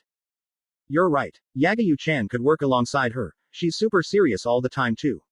Naruto and Katsuragi sat side by side, waiting for their orders to be taken. Oh, Asuka-chan and Hibari-chan would definitely be a part of our advertisement team. They have that cute look that would make people buy into whatever they're selling. Katsuragi enjoyed the imaginary idea of owning a restaurant with Naruto. It was nice. Wait, do you even know how to make ramen? Naruto turned to her, blinking owlishly. I never tried. Katsuragi admitted pitifully. She could definitely learn though, she was pretty good in the kitchen. What about you? I've made my own once or twice, but I'm a master when it comes to instant ramen. Naru-kun. Really? They laughed together until their orders were taken. Hey, what about we have one final contest? Naruto asked Katsuragi, making her tilt her head in confusion. Are you throwing in the towel on being Ramen King? I earned that title long ago. Naruto's smile was a little more strained. This would be the last time they'd do this after all. Let's see if you can hold that title this time, Katsu-chan. You're on. Katsuragi really hoped that ramen dream would come true. They'd need something to do after retiring from their shinobi lifestyle. If Asuka's grandfather could do it, why couldn't they? I'm really excited to graduate with him. She loved being with Ikaruga, but she knew who she'd be taking missions with in the future. The sunset was beautiful as the ramen duo walked the lit-up streets. It was reminiscent of the first time they went to eat together, except this time they skipped training completely. It's this train station, right? It's always so dead. Naruto carried the girl on his back again.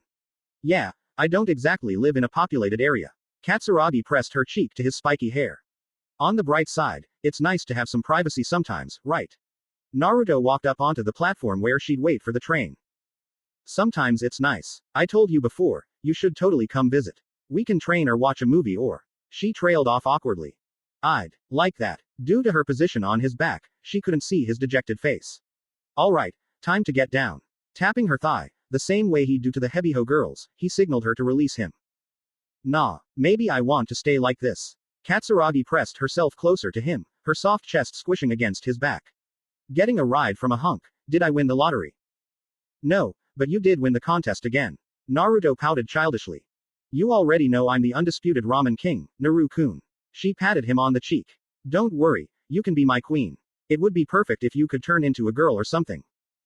Haha, that'd be crazy. Naruto choked on his saliva when he heard her mention that. He could turn into a girl. He absolutely feared her reaction. Lights from the tracks and a distinctive screech alerted the shinobi. Katsuragi sighed dramatically before sliding off his body. Stupid train. Ruining my Naru-kun time. In that moment, Naruto compared Katsuragi to Hikage and Haruka. The way she spoke to him was almost a strange mix of the two. Almost. Well, there's my train. Katsuragi put her hands on her hips and looked up at him. Have a safe trip home, okay. Naruto watched her smile widen. PSH, as long as I got these, nobody could hurt me. Katsuragi pulled her skirt up slightly to reveal more of her thick thighs. Naruto deadpanned at her and shook his head. Of course. The train finally pulled up to its stop at the dead station. I'm off then. Thanks for the fun time, Naru-kun. I'll text you while I'm bored on the train. Katsuragi cheekily saluted him. She wanted to hug him, but something held her back. Katsuragi. Naruto's tone dropped from its usual upbeat one. I have to tell you something. Searching his face, Katsuragi figured it was serious to warrant such an expression. Shoot. I don't have long though, the train and all. Ruffling her own long hair, she waited for him to speak. I think clearly. Kurama stopped him short of revealing anything. I'm really glad that I met you and the rest of the girls. His sincere statement made her light up. Tilda. Katsuragi was sure she looked silly now. I'm glad I met you too, you're an amazing person. I just hate when you run away and hide things. She wanted to slap a hand over her mouth when telling him that. Naruto appeared to be shocked for a second. I did do that after our last mission and during the week. I'm sorry. That was the best apology he could give now. You can make it up to me with more dates. Katsuragi spun and ran to the train doors, leaving the bewildered boy behind. Huh, dates. You mean favors. Naruto's confusion made her giggle. If that's what y'all wanna call them. Waving, she waited for the doors to open. See you next week. Blowing him a teasing kiss, she disappeared onto the train. Naruto stood and watched the train leave the station. Katsuragi's exaggerated waving continued until she lost sight of him. See you next week, Katsuragi. A bright and early Monday morning greeted Katsuragi as the bouncy blonde arrived at Hanzo Academy. Jogging up to her team, who waited outside for her, she gave them a megawatt smile. Someone must be in a good mood. Ikaruga spoke when seeing her fellow third year. I am. I did a lot of thinking recently. I have some new plans for this year and the future. Katsuragi pointed a finger at her team. That's great. I also have big plans. Asuka told her with determination plastered on her face. Now I want to have big plans like them. Hibari sulked next to Yagayu. The silver-haired girl patted her on the back softly. You can. You just have to work extra hard, okay Hibari-chan. Yagayu whispered to her fellow first year.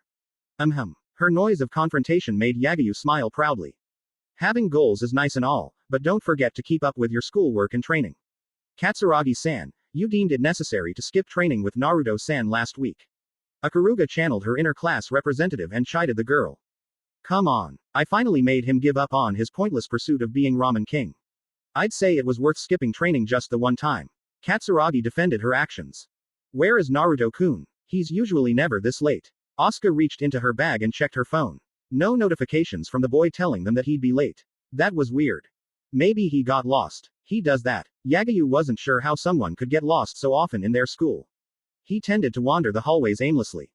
Nope, not anymore. He made a bunch of clones and had them explore the city. Katsuragi hyped up the boy's skills. He said he could make like thousands of them. Imagine the possibilities. The perverted undertones made Asuka blush.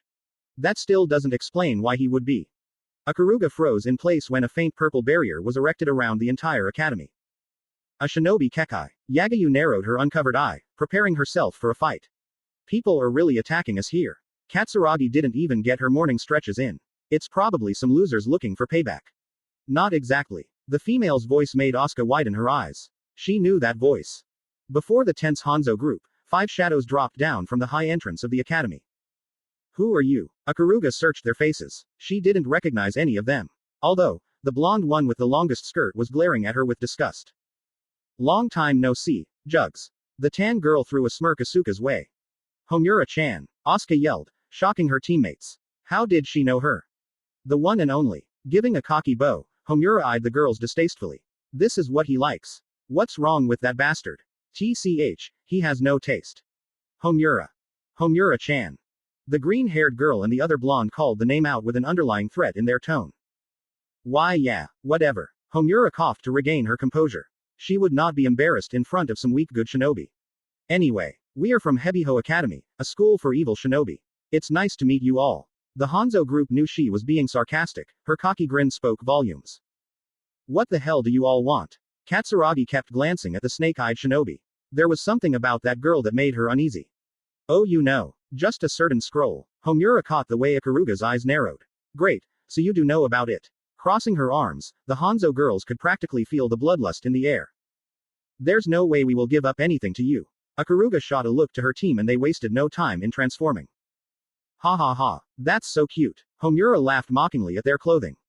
That outfit looks very expensive. The comment was directed at Ikaruga from the younger blonde and she felt unnerved from the hate-filled gaze piercing her. I don't know who's cuter.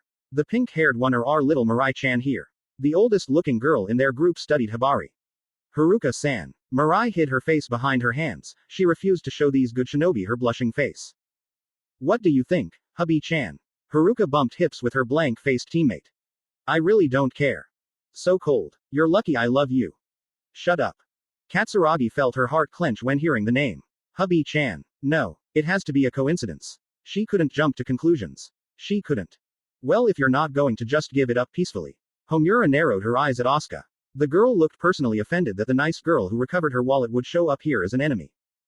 Before anyone could move, Homura started chuckling. Oh, look who finally showed up. The Hanzo girls followed her gaze and to their shock and elation, Naruto stood behind them. Clad in his Hanzo Academy uniform, he kept his gaze on the Hebiho girls exclusively. That mattered little to Katsuragi, she practically lit up at seeing him. Naru-kun. She moved over to him and punched him on the arm. You're just in time. These girls will stand no chance now. She was confident in their abilities, but Naruto being here guaranteed a win. Naruto-kun. I'm so happy to see you. Asuka mimicked Katsuragi's joy. Can you believe that nice girl we met is an evil shinobi? She pointed at the smirking Homura. Naruto-san, please transform and let's finish this quickly. Ikaruga nodded respectfully at the stationary member of their team. Will we be alright, Yagayu-chan? Hibari whispered to her friend. Yes. Remember his promise. Yagayu sent a small smile his way. Oh now this. This just makes me feel bad. Homura muttered, actually giving the Hanzo girls a look of pity. Sucks to be them. She was on the receiving end of Naruto's ass beatings too many times. Naru-kun. You good. Katsuragi looked up into blue eyes. Getting no response, she grabbed his hand. Naru. Let him go. The girl nicknamed Hubby-chan called out to Katsuragi. Excuse me, why should I listen to you? Naru-kun here is my hunk. Stay over there and I'll deal with those big titties in a second. Katsuragi stuck her tongue out at the Hebiho shinobi. I like her. Don't you agree, Hikage-chan? Haruka. Thin ice. Oh my. Naruto slipped his hand out of Katsuragi's, much to his Hanzo teammates' confusion. Walking directly up to Homura, they fully expected the strong third year to punch the girl, which Katsuragi wouldn't have minded. Good morning, fox bastard. The way Homura looked at him with familiarity didn't sit well with any of the Hanzo girls. You really had to do it like this. He spoke for the first time with disappointment. That's the mission. Homura shrugged, she would rather fight than be subtle. Naruto sighed and faced the Hanzo girls one more time. Naru-kun. What's up? Katsuragi felt her stomach turn, she almost felt sick. The way he looked at them wasn't right. It felt wrong. It felt fake. Darling, you really are making quite the scene. Haruka's sly smile and words only amplified Katsuragi's nausea. Naru, get it over with. Hikage's emotionless voice was tinged with affection when she said his name. Katsuragi felt her mouth become dry. Naru-ni. Naruto-san. The other two addressing him like that was the final nail in the coffin. Each Hanzo girl was drawing their own conclusions now. Naruto-san. No. You. Ikaruga was the first to break out of her stupor. How could you? Yagayu whispered angrily. Despite her usual attitude, being betrayed by someone she was beginning to trust hurt her. This is a joke, right? Naruto, you're joking. Katsuragi moved closer to him, ignoring Ikaruga's shout to move away. You always make jokes, but now isn't the best time for one. Katsuragi, do you know the location of the scroll? Naruto questioned her. Each Hebiho girl stepped closer to him. Stop playing around, Naruto. Seriously, we can handle them. They aren't controlling you, are they? Katsuragi's teammates' words fell on deaf ears, she continued to stare at him. Asuka looked heartbroken as she watched. Meanwhile, Hibari felt fear creep up on her. How could they possibly fight him? Control. Oh sweetie. Haruka's words were filled with cruel amusement. Naruto-kun, playing with a girl's heart is not nice. She felt an icy glare coming from Hikage for the comment. Naruto. I think this is your worst joke yet. Katsuragi's smile was riddled with pain. It's not a joke. Naruto didn't want to look her in the eyes any longer.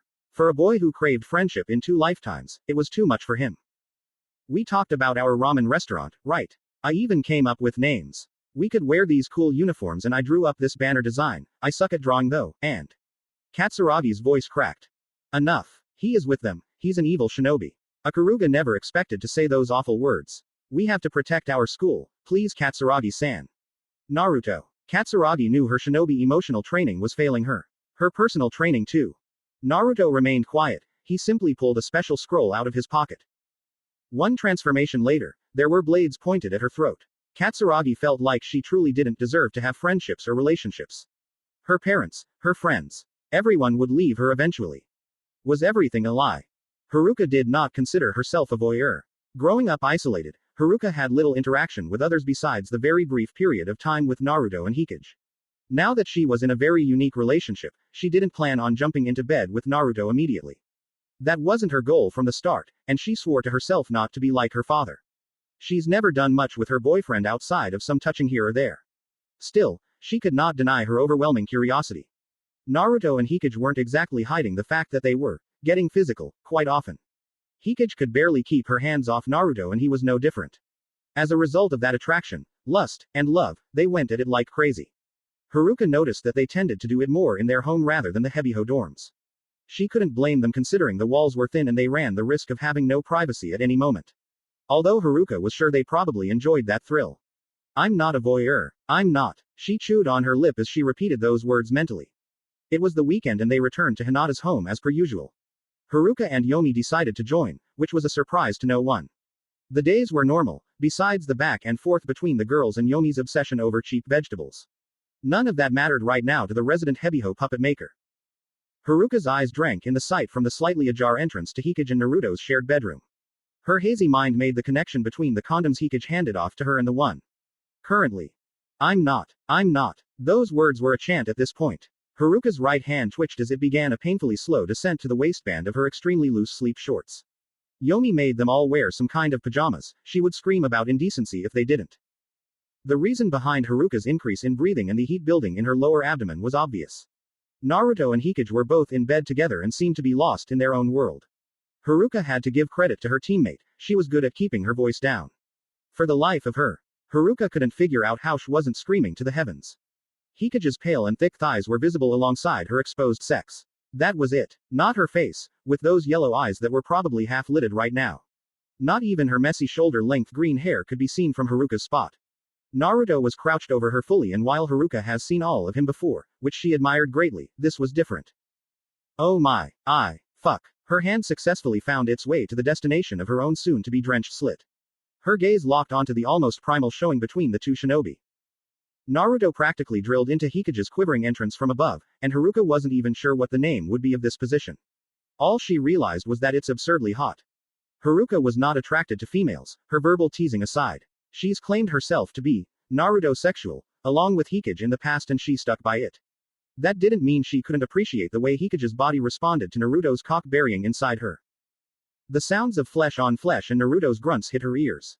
Haruka's hand started moving faster and she felt her entire body flush as a wave of heat enveloped it.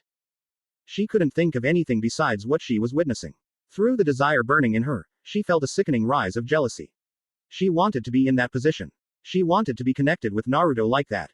Haruka wasn't someone who acted submissive easily, but the way Hikage was being fucked convinced her. The large bed in the shared room creaked under the rocking of Naruto's hips into the girl he's loved for years.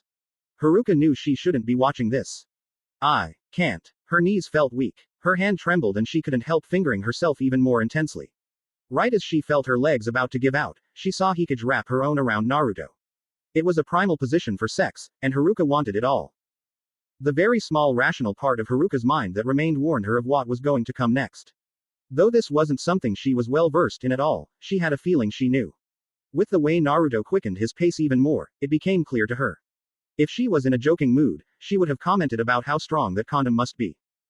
With the discovery that Naruto was finishing up or supposedly so, Haruka felt panic fill her. The door was open slightly, they'd see her when they dropped this dominating position. She couldn't close it, there was no way that it wouldn't create noise.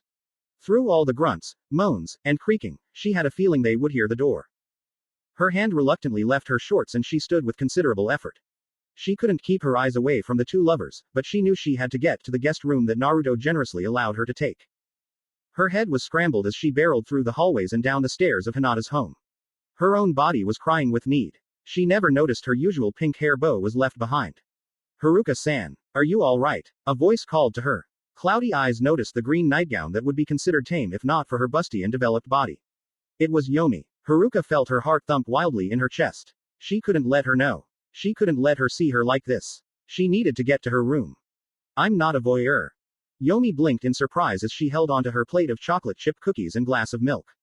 Haruka did not slow down on her way to her room and Yomi wasn't planning on shouting. It was nighttime, that was very rude. Voyeur. I'm not quite sure I know what that means, what language is that? Innocence painted those questions as she spoke to herself. Yomi shrugged helplessly before continuing on to the living room of the moderate-sized house. She sat daintily with her snack and retrieved the television remote.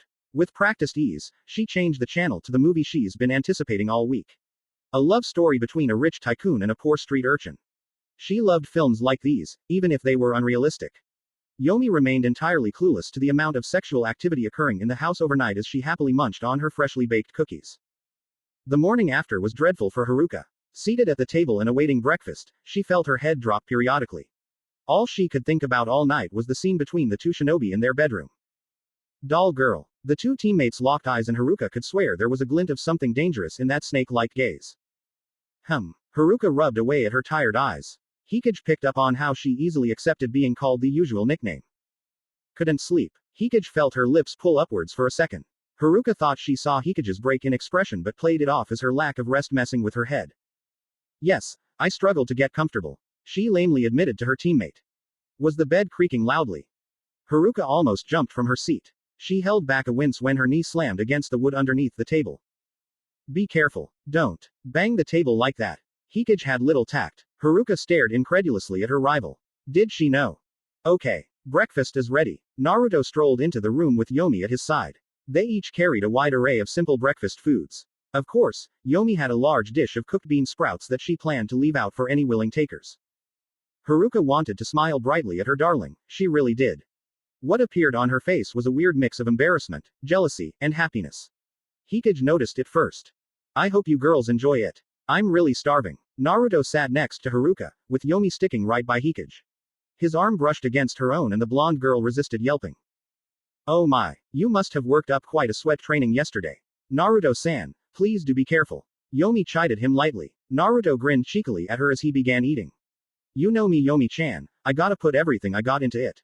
Naruto laughed at Yomi's exaggerated indignant huff. Naru goes at it and doesn't stop.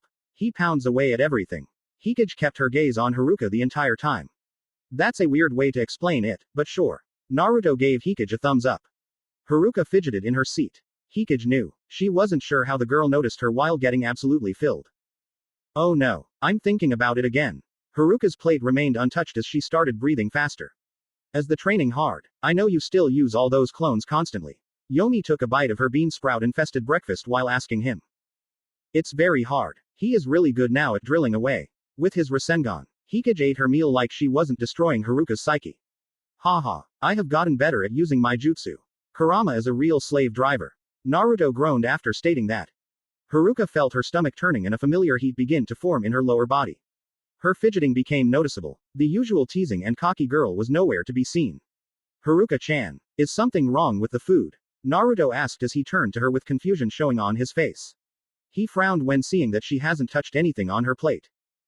Haruka wanted to tell him no, she was just a little distracted by not getting any sleep. Hikage decided to interfere again. Why don't you feed it to her?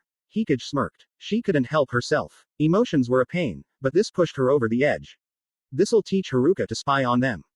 Naruto hummed to himself before figuring it couldn't hurt. He fed Hikage all the time growing up, and she hasn't dropped that habit even as they got older. Plus, Haruka was his girlfriend too, even if that situation still made his head spin. Hikage-san, what's so funny? Yomi saw Hikage's usual expression crack. Nothing. I don't do funny. You're smiling. Eat your sprouts. Yomi planned to do that anyway. Haruka let her eyes drift away from Hikage to the boy she loved. A small smile was on his face as he raised a fork to her. Haruka, blow on it. It could be hot. Naru always makes things so hot. Hikage instructed her. Please excuse me. Haruka stood from her seat abruptly. Naruto watched her run to the guest room in surprise. Is my food that bad? He had to ask the remaining girls. It's delicious, Naruto-san. Yomi complimented him while finishing the vegetables she shoveled onto her plate. Naruto gave her a shaky smile. For someone who looked similar to his mother, she acted nothing like her. Doll girl had trouble sleeping. She probably doesn't feel too great. Hikage explained. She reached a hand across the table to grab at Haruka's uneaten plate. Naruto slapped it with the back of his fork. That's for Haruka-chan. Don't be greedy. She's gone. I'm not going to let this go to waste. Naruto was going to tell her to just take more from the kitchen before Yomi decided to clear her throat. Hikage-san, I forgot to ask you. Do you think you could accompany me to do some training? Yomi reached out to grasp Hikage's hands pleadingly. She stopped herself from denying Yomi. She was lazy lately, but yes, actually, let's go now. The two Hebiho shinobi were confused at her sudden change. Weren't you still hungry? Naruto asked his girlfriend. I'll eat more later. The best time to train is in the morning, right? Hikage stood and stretched, her bust straining against the tight sleeve shirt she wore. Aren't you going to change? Or are you two planning on fighting in your pajamas? His question was answered when two scrolls appeared from somewhere on the girls. We have these. Hikage flipped her transformation scroll to show him. I should have known. You girls are always prepared. He tended to be a little more careless with his scroll. Haruka's suggestion of leaving it in the front of his pants was not happening. Well, I suppose we will be leaving. I didn't expect Hikage-san to agree so quickly. Yomi bowed her head to the person she looked up to the most. Do you want me to help clean the dishes before leaving? No, you girls go ahead. I'll check on Haruka-chan too. Naruto received a quick kiss from Hikage and a shy hug from Yomi as they turned to leave. Oh, Naru, be safe. Haruka isn't doing too well. The wicked smile Hikage had worried him. Okay. The front door slammed shut and Naruto sat at the empty table, surrounded by the food he made. I thought breakfast was good. You managed to burn eggs.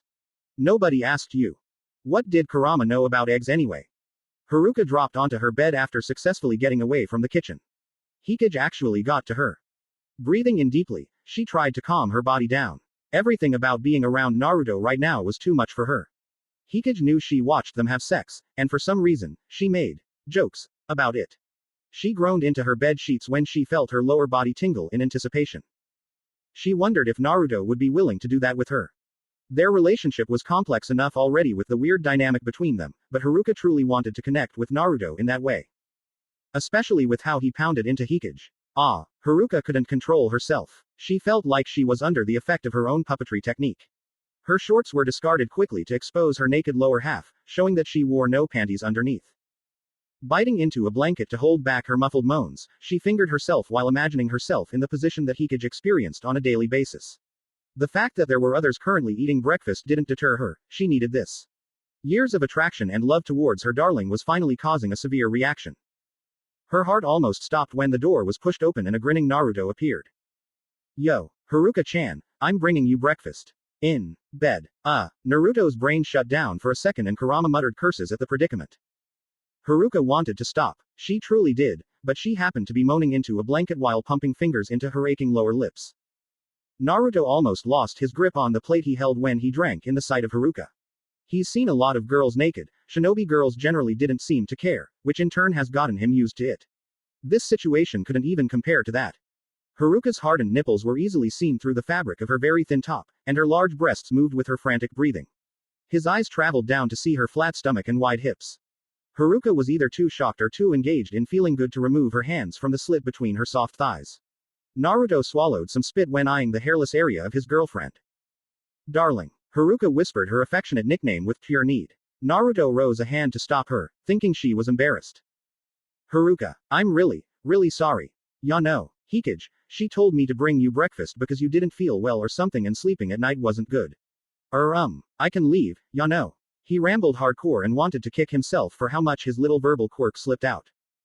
Naruto took one step backwards and that's as far as he went. Haruka shot off the bed in a flash, a surprising feat for a horny female with hardly any clothes. She pushed him against the door roughly and Naruto finally dropped the breakfast plate. My hard work. Gone in an instant. The eggs were actually burnt.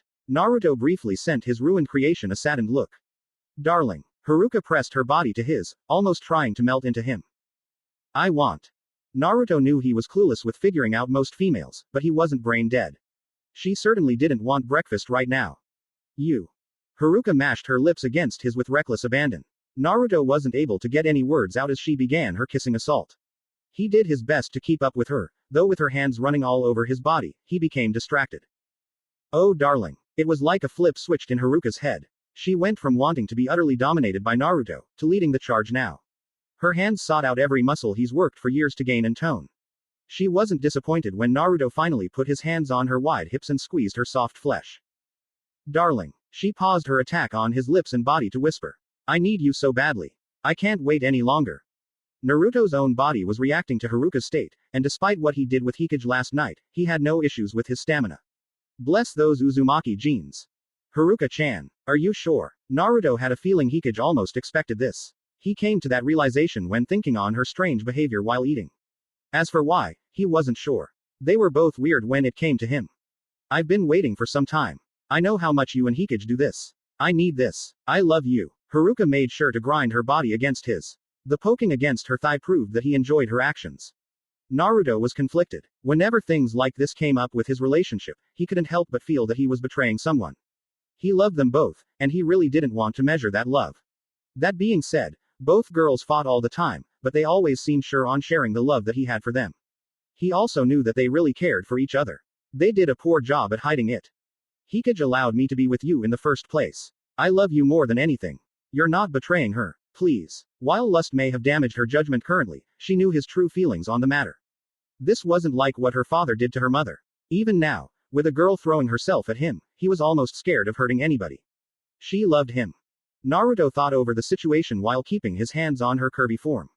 Hikage definitely knew about what was going to happen today. Naruto-kun, I've been good, haven't I? Don't good girls get a reward? Haruka's voice picked up the seductive tone that she frequently used. Naruto was going to respond when he felt her hand leave his chest to drop into his own shorts. Her smaller hand wrapped around his length gently. She began to stroke him at different speeds. She had no idea what was best. Haruka. Naruto warned her by the tone of his voice. There would be no going back if she kept this up. I want my reward. Darling. Haruka's awkward handjob, mostly due to her inexperience, came to an abrupt stop when Naruto lightly pushed her away from him and onto the bed. Green eyes watched with excitement as Naruto approached the bed. Her legs were spread, revealing herself to him easily. She expected Naruto to take her right then and there. She was wrong. Extremely wrong. Haruka genuinely yelped when a tongue started lapping away at her slit. Naruto targeted her with experience that he picked up over the course of many nights with Hikage. The things he could do with his tongue paled in comparison to Hikage's snake-like appendage. Though based on Haruka's reaction. Ah, wait. Haruka sputtered as she felt his tongue successfully enter her folds. Her insides clamped down on the invader tightly. Naruto attacked her in similar fashion to how he would slurp away at his favorite food, and that certainly affected her. Haruka threw her head back when she felt two fingers begin to enter her virgin hole. She felt herself began to pant like a dog as she reached up to her chest and pulled at her hardened nipples. Naruto wanted to pat himself on the back for the moans bouncing around the room. The manipulator of Hebiho was all about being one step ahead of others, but here she was, moaning submissively in ecstasy. Using his fingers, Naruto started curling them upwards while pumping into her. Simultaneously, his tongue went to work on one key part of a woman that he just knew would drive her over the edge. Fuck. Haruka couldn't help herself. Naruto targeting a very sensitive part of her was too much. Naruto grinned and flicked his tongue along her clit. It took him many embarrassing times with Hikage to even get a technique down. Keeping at it with a steady pace, Naruto felt her clamp down even harder on his working fingers. Naruto. I can't. Naruto earned his own reward when something warm trickled onto his tongue suddenly.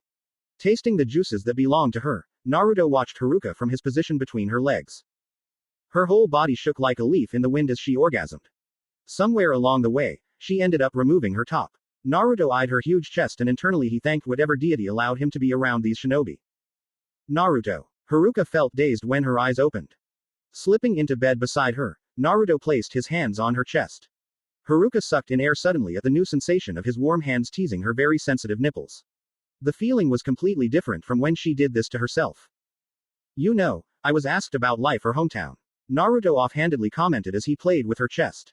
Haruka loved him to death, but she wasn't paying much attention to anything besides the pleasure he was causing her body to feel. I guess my answer is, I'll never be able to choose. He smiled and placed his mouth close to her breasts. Haruka let out a throaty moan when she felt him suck on her nipple. Naruto heard the reaction and continued to graze his teeth against her right nipple while massaging the other. Looking down at her darling pleasuring her, Haruka felt her heart beating out of her chest. She genuinely felt like she could explode right now. That's the effect he was having on her. Shaky hands lifted to pull Naruto's head off of her heaving breasts. Her face produced an expression that Naruto compared to Hikage during their time together. More. I want you inside me. Her desire took over. I have to get protection, Haruka-chan. The first time he did this with Hikage, he was scared out of his mind for weeks over his lack of precaution. Unsurprisingly, Hikage wasn't worried. That girl seemed to be against contraceptives. Left side of the bed, in my bag. Your condoms. She kept her sentences short now, and Naruto was about to question why she had his condoms before realizing he wouldn't get much of an answer in her current state. Rolling off the bed and realizing he was also ridiculously aroused at the moment, Naruto reached into her bag and retrieved one of the condoms she stuffed in there. While he fumbled around with her bag, Haruka reached down between her legs and became shocked at how drenched she was. Letting out another loud moan while she rubbed her sensitive slit, she heard the bed creak but refused to stop. Naruto placed himself between her legs and waited for her to calm down. There's no going back, Haruka-chan, he warned her, and somehow, someway, he knew Hikage was to blame for Haruka being like this. Fuck me. It was a far cry from the loving first time he had with Hikage. Naruto grinned at her from his position and Haruka gave him one of her own. Fuck me, she repeated. Haruka's body shuddered pleasantly when he finally penetrated her. Shit. Naruto had to grit his teeth when entering Haruka. Hikage certainly was tight, but this was just crazy. Everything about the way Haruka's pussy clung to him was testing his fabled stamina. Never one to be defeated, his hands grabbed at Haruka's hips and pounded away.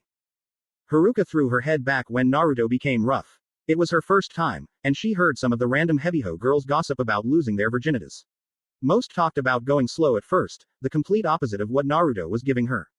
The foreplay beforehand certainly made sure she was ready, and she loved it. Being gentle and loving would have made her heart soar, but this was better. This is what she wanted. Years of teasing him, years of making him embarrassed and being in control. She loved the feeling of being dominated. Harder. Harder. She practically demanded, and Naruto quickly obliged. For the next couple of minutes, he drilled into Haruka mercilessly. It took an insane amount of willpower for him to last long here. Whereas Hikage sometimes preferred they hold hands during sex, a downright lewd and sinful action, Haruka certainly didn't want that for her first experience. Darling, I want the same as Hikage. Haruka struggled to get the words out. The thrilling sensation of his cock burying into her quivering pussy left her brain scrambled. Naruto slowed down ever so slightly and stared at her in surprise. Are you sure, Haruka-chan? Naruto wasn't sure if Haruka knew what that entailed. Yes. Even if she didn't understand, her moans spoke a different story. Okay. But Haruka-chan. I don't care. Well, if that was her answer. Grabbing her legs, he pushed them closer to her upper body. It helped that Haruka was very flexible despite her curvy body. Haruka's fluttering eyes sought out his for a moment and a question spilled from her lips. What is this called? If it was possible, she was becoming more excited. This position was incredibly familiar to the one she saw from his time with Hikage. She could practically feel herself grow wetter at the thought. Hubby-chan calls it a mating press. Naruto answered and received a sultry smile from Haruka. His knowledge of position names came from Hikage, who wanted to try everything under the sun with him. Giving Hikage a phone and internet access was a mistake. I want it, my darling. All right. Due to the new position and angle, Haruka opened her mouth in an O shape. Naruto pressed his weight onto her and hit spots that she never knew existed. She was overwhelmed. And she loved every exhilarating second of it. She finally understood why Hikage dragged him to their bedroom so often. Naruto was glad nobody was in the house. Haruka's moans certainly couldn't be contained, and he'd hate to explain any of this to Yomi. Fuck me, fuck me, fuck me, Haruka practically screamed. Yeah, good thing they went to train. Later in the evening, the entire Hebiho group ended up in Naruto and Hikage's home. It was their unofficial evil shinobi base, as Mirai named it. Homura, pick a movie already. Naruto glared at the tanned girl holding the remote. He was fed up with the 15-minute wait. Shut up, fox boy. Mirai dodged a thrown pillow as she sat on Naruto's lap. It was common for her to be seated atop of Naruto whenever they were all together now. She wasn't sure how it happened, but she wouldn't complain. She felt comfortable being close to him. Homura-san, you made me spill my drink. Yomi cried out. She was the unfortunate victim of Homura's pillow. Damn it. Sorry, Yomi. I meant to hit that idiot. Homura smiled at Naruto's annoyed face. Hikage watched the chaos of her shinobi group with her usual disinterested expression. Leaning against Naruto's arm, she sought out one girl in particular. Haruka sat peacefully on a small cushioned chair near Homura. She continued to smile at nothing with glazed eyes. Hikage knew that look extremely well. She's seen it in the mirror plenty of times. Pushing off Naruto's arm, he turned to her with raised eyebrows. I'm thirsty. Gotcha. He smiled at her and readjusted Mirai on his lap. Hikage removed herself from the group while staring at Haruka the entire time. Naru ni, I was comfortable. Mirai cutely pouted at him and he laughed happily. Not only is he an idiot but he also likes smaller girls. Homura accused him with her usual shit-eating grin. Hey, I'm only a year younger than you. Mirai defended herself before Naruto could jump in. Homura pointed at her chest and Mirai fumed silently. Homura-chan's boobs only got so big because of all the meat she eats.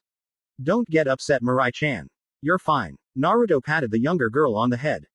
Was there a fat joke in there? Homura clenched her fists when Naruto copied her grin. I would like to watch a movie now, please. Yomi interrupted their upcoming fight. She was still upset that her beverage was unjustly ruined. Fine, fine. I'll deal with that bastard later. Haruka, do you have any suggestions? Homura turned to where the girl was seated before blinking at the empty space. Huh. For a second, Naruto thought he heard the door to their house open before shaking his head. Maybe Hikage and Haruka are together. Today was something else. He did his best to put those thoughts out of his mind for the time being. Plus, Mirai was sitting on his lap. If he investigated the noise, he would have been right. Hikage signaled for the glowing Haruka to follow her after getting off the couch. Standing outside and feeling the nighttime breeze wash over her, Hikage turned to her friend with a blank expression. Now you really do look like a stupid doll. Hikage's words caused green eyes to focus on her. Already preparing for the verbal war, she waited for Haruka's retort. She was not ready for the tight hug. Feeling her bust being pushed against another girl's was the one thing she'd never be used to. Release me. No. Haruka giggled and pulled her closer. Their large chests squished together easily. Haruka. Hikage regretted not having any weapons on her. Suddenly pulling back from the hug, Haruka smiled so brightly at her that she felt like Naruto took over her body. Thank you. Those two words were said so genuinely that Hikage was surprised. You're this happy that I let you have sex with my boyfriend. Hikage squashed down the jealousy that still existed from that. She was surprised a second time when Haruka shook her head. You gave me a chance to be with him. It seems silly, but what you allowed me to do means a lot. I truly love him and connecting with him in that way. Haruka grabbed Hikage's hands. Thank you. Hikage felt her negative emotions wash away when she witnessed the pure happiness on Haruka's face. I can't believe this. Me of all people. Getting emotional. Hinata would laugh if she could see her daughter's expression. Don't get used to it, doll girl. Hikage let her hands remain in Haruka's grip. I don't know Hikage-chan, I think a girl can get very addicted to that. Haruka enjoyed the way Hikage's eyes narrowed at her. Now there's no need to watch us doing it. Hikage accused her dryly. You did know. How? Are you missing anything today? Hikage tilted her head up and Haruka felt her cheeks burn. My bow. Yup. Haruka's ears burned when she realized that she left evidence behind. Looks like I need a new nickname for you. Doll virgin no longer works. Doll thief got old quick. Doll pervert. Hikage looked thoughtful. Haruka giggled at the strange girl who slowly but surely became important to her. It won't happen again, Hikage-chan. You should really close the door though. It's my house. Fair point. She momentarily forgot how careless Hikage could be about certain things. Just to let you know, it was amazing. Haruka admitted to her. Obviously. He did this thing with his tongue. Hikage only rose an eyebrow at her attempt of one-upping her. I'm aware. What about the thing with his? You're like a year late. Stop being so smug. First is the best after all. Hikage felt her chest swell with pride. I can give him another first of mine. Haruka's smile was downright dirty. Hikage smirked evilly. No. Haruka replied with wide eyes. First is the best. She repeated herself. Snake slut. Doll pervert. Haruka began laughing again, and Hikage soon joined her. Although her laughter was significantly quieter. Haruka isn't that bad. She'd never tell her that to her face though. Haruka's ego was already bigger than her absurdly sized chest. Katsuragi, where is the scroll? Naruto repeated the question to the distraught Hasno Academy girls. Katsuragi's entire demeanor displayed anything but the confident shinobi she pretended to be. Gleaming trench knives were poised and ready to strike. Her mind flashed back to the brutal fight between Naruto and the rogue shinobi who killed his mother. Would he do the same to her? You You promised, Katsuragi whispered pathetically. He told them that he'd make sure nothing would hurt them. What do you need with the scroll? Ikaruga appeared just as distressed as her teammates while she kept a hand on the sheath of her ornate blade. Homura chuckled and crossed her arms, staring at the third year arrogantly. It just so happens that our school holds the other scroll. When both come together, it's said to give absolute power to the shinobi who wields the pair. Homura held a dangerous gleam in her eyes while she explained her reasoning. Why would you need the scroll for power? That's what training is for. Asuka shouted at the tanned girl. Naruto truly agreed with her. He didn't see any point in these super secret scrolls. The name itself seemed childish to him. Hebiho believes in strength at any cost. Any method to gain power is allowed. Killing, fighting, who cares? Homura's explanation did not satisfy Asuka in the slightest. That's not the path a shinobi should take. Asuka sought out Naruto while speaking, wanting to gauge his reaction. Unfortunately, he remained quiet. It's our mission, don't think too hard on it. Haruka chimed in with a malicious smirk. She may have changed for the better, but she'd never be as pure and innocent as these Hanzo girls. And what if we don't have the scroll here? Hibari squeaked when all the Hebiho girls snapped their eyes onto her. That would be a real shame. Homura's body language indicated that she was itching for a fight. You promised. Katsuragi's tone became harsher while staring dead ahead at the boy she connected to. Oi, Naruto, I think we can handle these girls on our own. Homura stepped up to him happily. Fighting always made her excited. Since you know the layout of the school, you should go look for the scroll first. We'll join you when we are done here. Hitting him harshly on the back, he bit the inside of his cheek and lowered his weapons. I hate when you act like a leader, ya know. The familiar way he spoke to Homura continued to drive the proverbial knife deeper into Katsuragi. Suck it up. Grinning, she faced the Hanzo girls once more. I call dibs on jugs over there. Asuka backed up slightly at the predatory look sent her way. Naruto walked past Homura to his teammates. Standing directly in front of Hikage and Haruka, he whispered something that was inaudible to the Hanzo team. Whatever he said caused Haruka to laugh and shake her head, while Hikage merely sighed. You owe us for making this a bigger pain in the butt, darling. Haruka licked her lips sensually. For once, I agree with her. Hikage wasn't thrilled with his request. Deal. Also, make sure Mirai-chan is alright. Support her if you have to. Supporting each other in battle was frowned upon by evil shinobi, but Naruto cared little for evil shinobi etiquette. As if I'd let our precious Mirai-chan get hurt. Haruka reassured him, and while it was said teasingly, Naruto knew she meant it. Nodding gratefully, Naruto shot off towards the center of the academy. The fact that he didn't even glance back at the Hanzo girls left them feeling sour. Well, now that he's gone, let's have some fun. Homura pointed at Asuka. Me and you, let's see if your so-called path of the shinobi is the right one. Excuse me. Yomi stepped closer to Ikaruga, staring at the girl with hatred. Princess, if you would be so kind to fight me, that'd be great. Unless you wouldn't want to dirty your noble hands by fighting a commoner like me. Ikaruga fumbled with her sword for a second when hearing the pure disgust in Yomi's voice. It was almost like she did something to personally offend her, and she's never even met the girl before. It looks like we still have to pick. Haruka heard Yomi's words and would rather not dwell on that situation. Yomi always held a big grudge against those who came from the top percentage of society, and Ikaruga certainly fit the bill. Haruka herself came from a financially wealthy family, although Yomi was well aware that her upbringing was anything but pleasant. I want her. Hikage gestured to Katsuragi, making the blonde blink away the tears that were forming at her eyes. She had to fight. That's right. No matter how badly she wanted to chase after Naruto, considering he ran away again, she had to fight. Oh, the wife versus the new mistress. What a battle that will be. Haruka giggled to herself. Whenever I start to like you, you say stuff like that. Hikage cracked her neck and walked closer to Katsuragi, causing the girl to tense. And then there were two. Haruka was having too much fun with this. I guess I'll take the pink-haired one. You can have the eye patch girl, you certainly have the same taste, Mirai-chan. Patting the younger shinobi gently on the head, Haruka's long lab coat swayed as she approached Hibari. Yagayu stood defensively in front of her friend. I won't let you harm her. The glare directed at Haruka made her smile. Oh, they were just adorable. Mirai-chan tilde. Haruka paused and turned back to Mirai. Please separate them. Yagayu furrowed her brow, confused at the request. Her lone eye soon widened when a massive barrage of pink-colored bullets fired out of the black umbrella in Mirai's hands. Her own umbrella rose in time to deflect the shots, but Hibari was pulled away in a flash by a strange robot. Yagayu had little time to process what was happening before Mirai shouted. Don't ignore me, you big-chested cow. Yagayu never expected the youngest-looking shinobi to have a mouth on her. Determination filled her suddenly. She had to take Mirai down and assist Hibari. Who knew what tricks Haruka had up her sleeves? You better stop ignoring me. Mirai's next shout was accompanied by her lifting up the long dress of her transformation outfit. Yagayu also didn't expect a large gun to be pointed at her from under the girl's dress. This is all that traitor's fault. Damn it. With a scowl, Yagayu focused all of her attention on defeating the little brat in front of her. Come on. Try harder, Asuka. Asuka hurriedly deflected multiple blades that Homura aimed to pierce her body. She's never seen any shinobi hold that many swords at once, and Homura made it look easy. Why are you doing this? She questioned her opponent while backing away from the ferocious slashes. She thought she managed to land a few attacks of her own on Homura, but her outfit was still perfect. Are you deaf? I already told you. Did all of your brain power go to those stupidly huge tits of yours? Homura flipped over Asuka quickly, going for a stab directly at her back. Asuka continued to dodge by the skin of her teeth. She barely had time to strike with her own blades. You're the granddaughter of one of the most legendary shinobi around. Homura sent 3 of her swords towards Asuka's neck, smirking when panic filled the innocent eyes before her.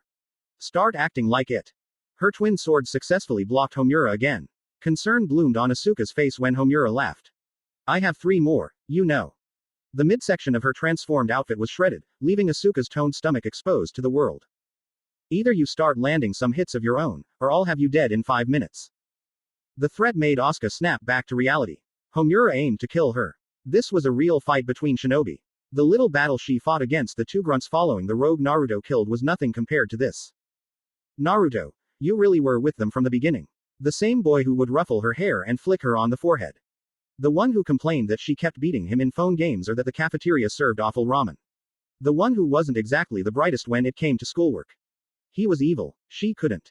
This is a fight, there's no time for you to think about pointless crap. Homura bent her body low and prepared to run towards the stationary girl. Is Naruto-kun evil? The question spilled out and Homura narrowed her eyes. What? That's what you're thinking about while fighting me? Homura supposed it made sense, he did just betray them. Please answer. Asuka held her blades in a white-knuckled grip.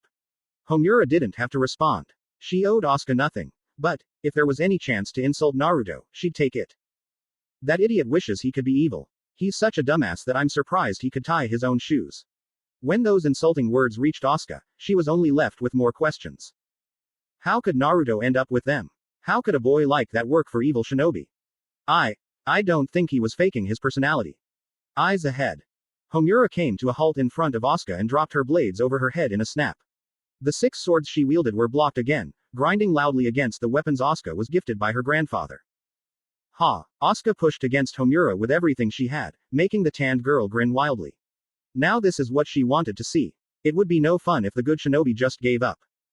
Sparks flew off the clashing weapons and Homura soon broke contact with Asuka to step back. Flames gathered at the edge of her weapons. Her next technique would show Asuka the difference between them. Closing her eyes, she focused on producing the brightest flames possible. There was no way Asuka could beat her currently, and that wasn't even her arrogance speaking.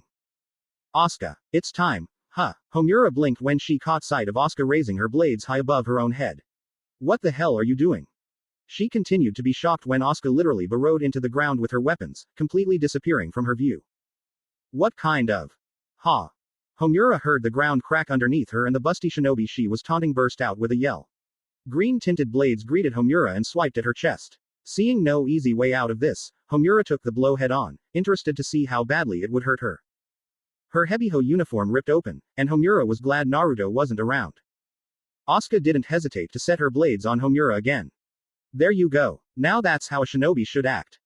The bloodlust from Homura concerned Asuka, but she wouldn't dwell on it. She had to finish this fight and protect her friends.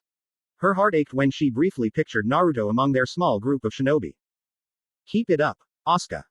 Homura gave her no chance to reminisce. Ikaruga was not having a good time. Not in the slightest.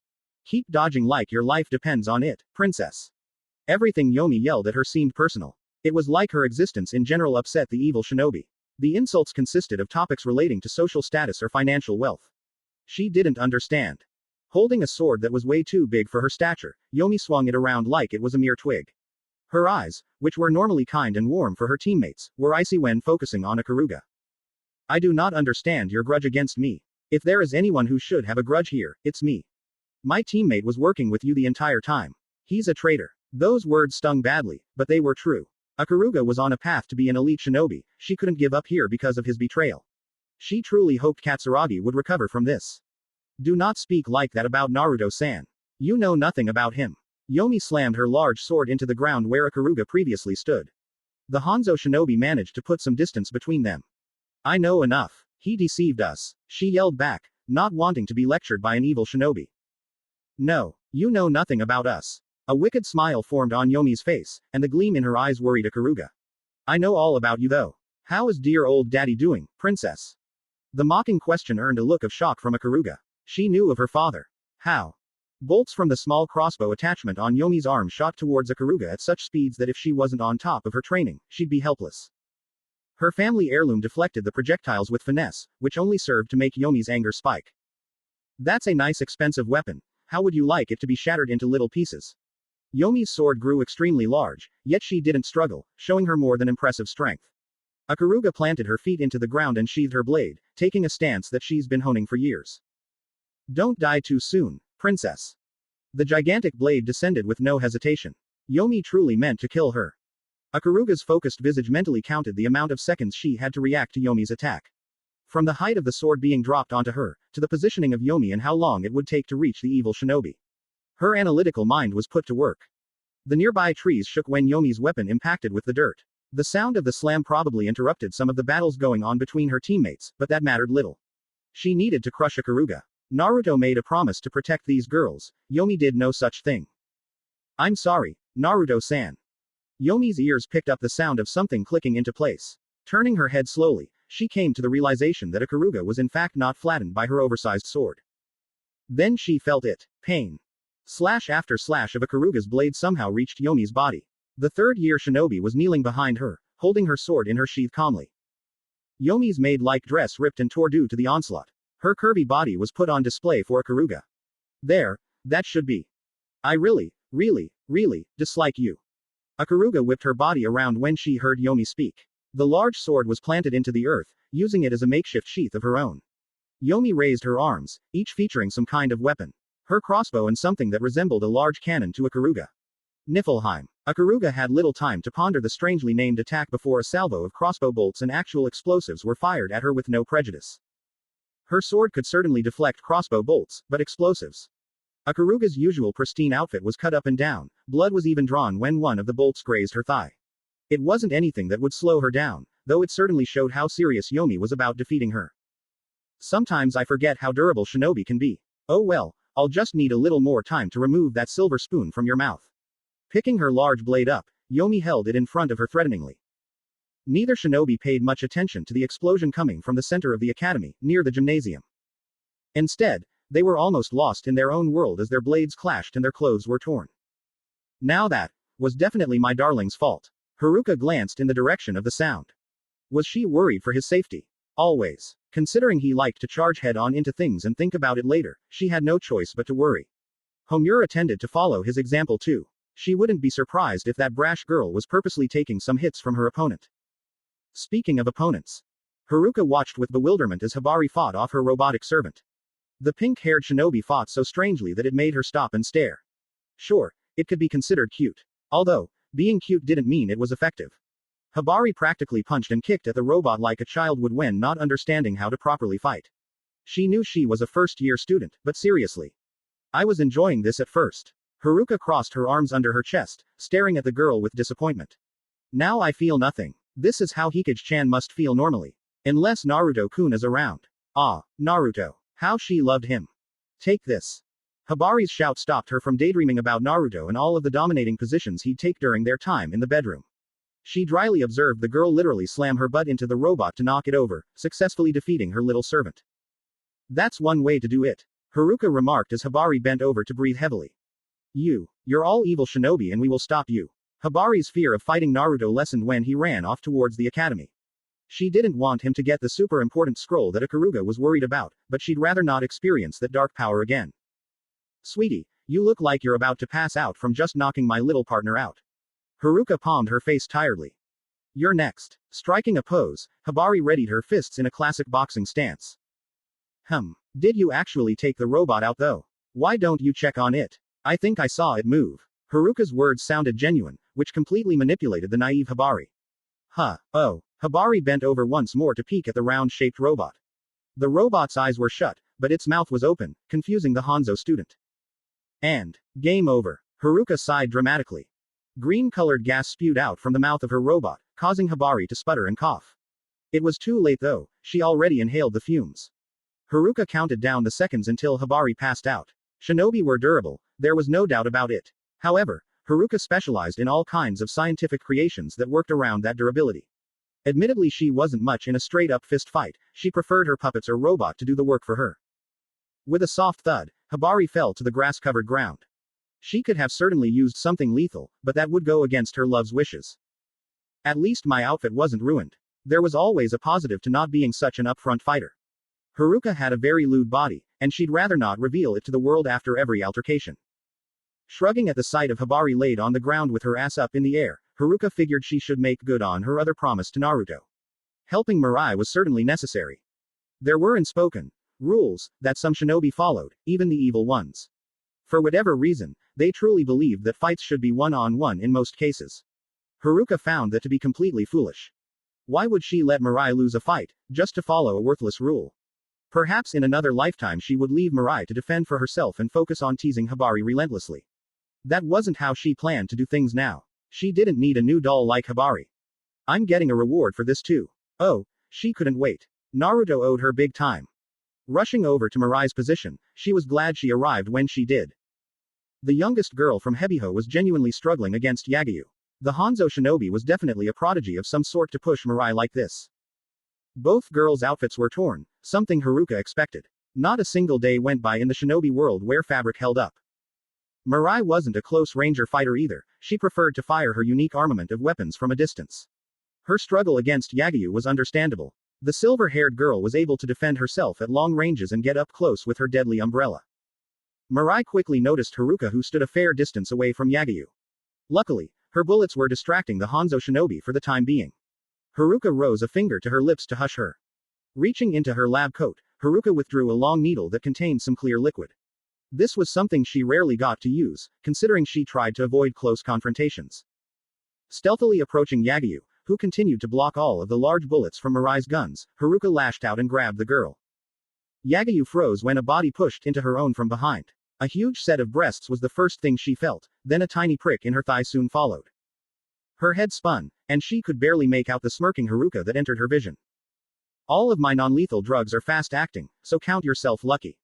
If Naruto-kun didn't care, you'd be dead alongside Hibari-chan over there. Yagayu's lips moved but no words came out. Her fight was interrupted unjustly. She had Mirai on the ropes and Haruka interfered. Evil shinobi truly had no morals. If you were wondering, I don't care about fighting fairly. I care about my little family here. Haruka whispered to her, almost reading her mind. Yagayu couldn't believe what she heard come from an evil shinobi. Family. What did they know about that? They were traitors. And that's two down. Good job, Mirai-chan. Teamwork makes the dream work. Haruka shouted at the pouting Mirai. Yagayu's body dropped carelessly to the hard ground. Haruka was sure she'd be alright. I had that handled. The tiny girl complained.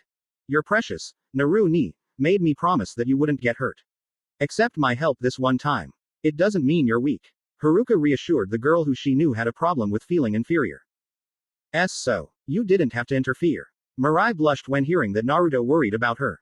Having people genuinely care about her for no ulterior motive or as a way to bully her, it made her heart flutter. I'm sure you'll get another chance at taking her down. Stop pouting, we need to go check on our team. Right as she said that, another explosion sounded from Naruto's direction. Haruka truly pitied whoever he was fighting. Is this all that you can do? Dodge. Poorly. Hikage's flat voice ridiculed her opponent. Among her teammates, Katsuragi probably looked the worst. Her outfit was torn up from Hikage's many knives. Her white shirt was barely hanging on and her skirt was left in tatters, revealing her panties to Hikage. Of course, Hikage paid little attention to her state of undress. Why should she care about her clothes when the look on Katsuragi's face was far more distracting? Why are you looking at me like that? Hikage's stance was loose, almost lazy. Training with Naruto from when they were children, and her years at Hebiho ensured that she was prepared in a fight. Who are you to Naruto? Katsuragi held her hand to her bleeding forearm. Hikage's wicked knife managed to cut her.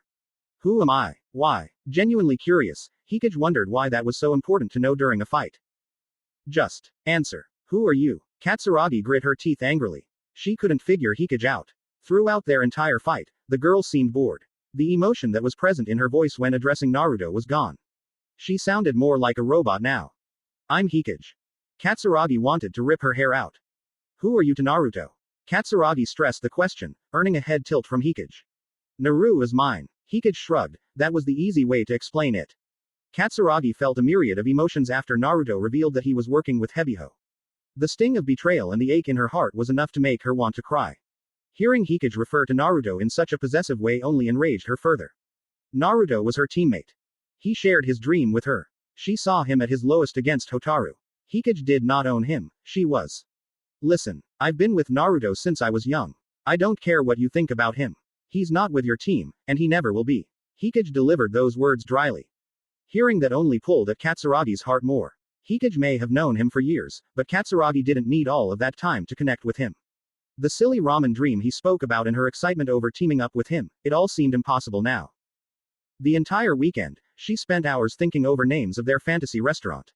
She realized that it was far off in the future, but she truly felt giddy when thinking about it. Her other dream to help her parents only left her feeling bitter and sick. Thinking of Naruto was a good escape for her. An escape to feel normal and happy. She held her phone close to her the entire time, waiting for him to text to call her. She could picture herself rambling off the names and he'd make fun of them. She even planned on buying ramen ingredients during the week and surprising him by cooking a homemade meal. Hikage frowned as she watched Katsuragi. Tears streamed down the girl's face while she glared at her. Why are you crying? The question only made Katsuragi's fist shake. If you have to ask me why I'm crying, then you don't understand anything. Showing her emotions to an evil shinobi, Kariya-sensei would be disappointed. If this is about Naruto, then stop. You were only a part of the mission. Get over it.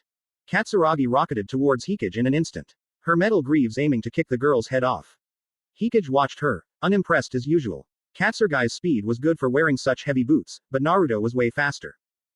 Crouching down, Hikage dodged the wild kick and jabbed her mother's knife towards Katsuragi's midsection. Her weapon missed its target as Katsuragi kicked towards the sharp tip. Hikage could safely say that her knife has never been blocked by a boot before. I can't cut through it. Yellow eyes narrowed when Katsuragi lifted her other leg and brought it down roughly. TCH. Hikage rolled away, feeling the sharp pain in her shoulder where Katsuragi's leg made contact. Katsuragi fought through her nausea and sadness. She couldn't give up. She needed to talk to Naruto, one more time. I don't understand you. Hikage stood up straighter. You were just crying, and now you are trying so hard to look strong. The glint in Katsuragi's eyes reminded Hikage of Naruto. He would get close to the girl that's similar to him. Damn it, Naruto. I need to talk to him. I'll knock you on your ass and go find him. Raising her leg, Katsuragi prepared herself for another attack. Don't make me repeat myself. You were just a mission to him. Nothing more, nothing less. Hikage knew how desperately Naruto wanted friends, so that wasn't all true. If it came down to it, she knew who Naruto would choose first. He didn't call them his Hebiho girls for nothing. A loud screech came from the center of the academy, which made both girls cringe. Katsuragi thought it sounded familiar, but Hikage gave her no chance to think on it. Dashing around Katsuragi and throwing knives from all angles, Hikage refused to give the girl an opening to attack again. She was sure her shoulder would be sore from the kick. I have to be sure not to kill her. Naru wouldn't be too happy. Hikage did wonder what Naruto was doing on his own. It sounded a whole lot more interesting than fighting these girls. While each girl was fighting against the Hanzo team, Naruto was off on his own. He rushed around the academy that was surrounded by one of those annoying barriers. He'd never care for those things. Check the shinobi room first. There has to be something there. Kurama gave some input so Naruto wouldn't wander cluelessly. He's never actually seen the supposed scroll he was supposed to steal. Kurama, do you think they'll kill them? That thought worried him. He promised Hanzo and himself that he'd never hurt them, physically. It was too late on the emotional aspect.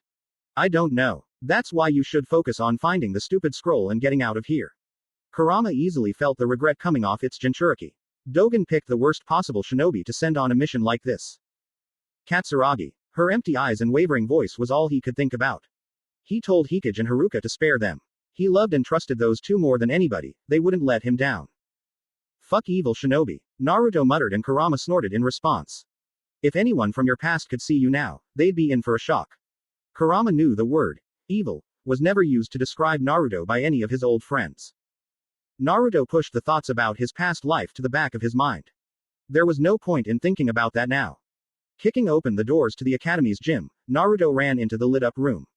If he went through this part of the school, he could reach the shinobi room faster.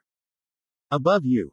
Kurama's warning caused him to stop in his tracks. Blue eyes grew extremely wide when a large shadow dropped onto the clean wooden floors.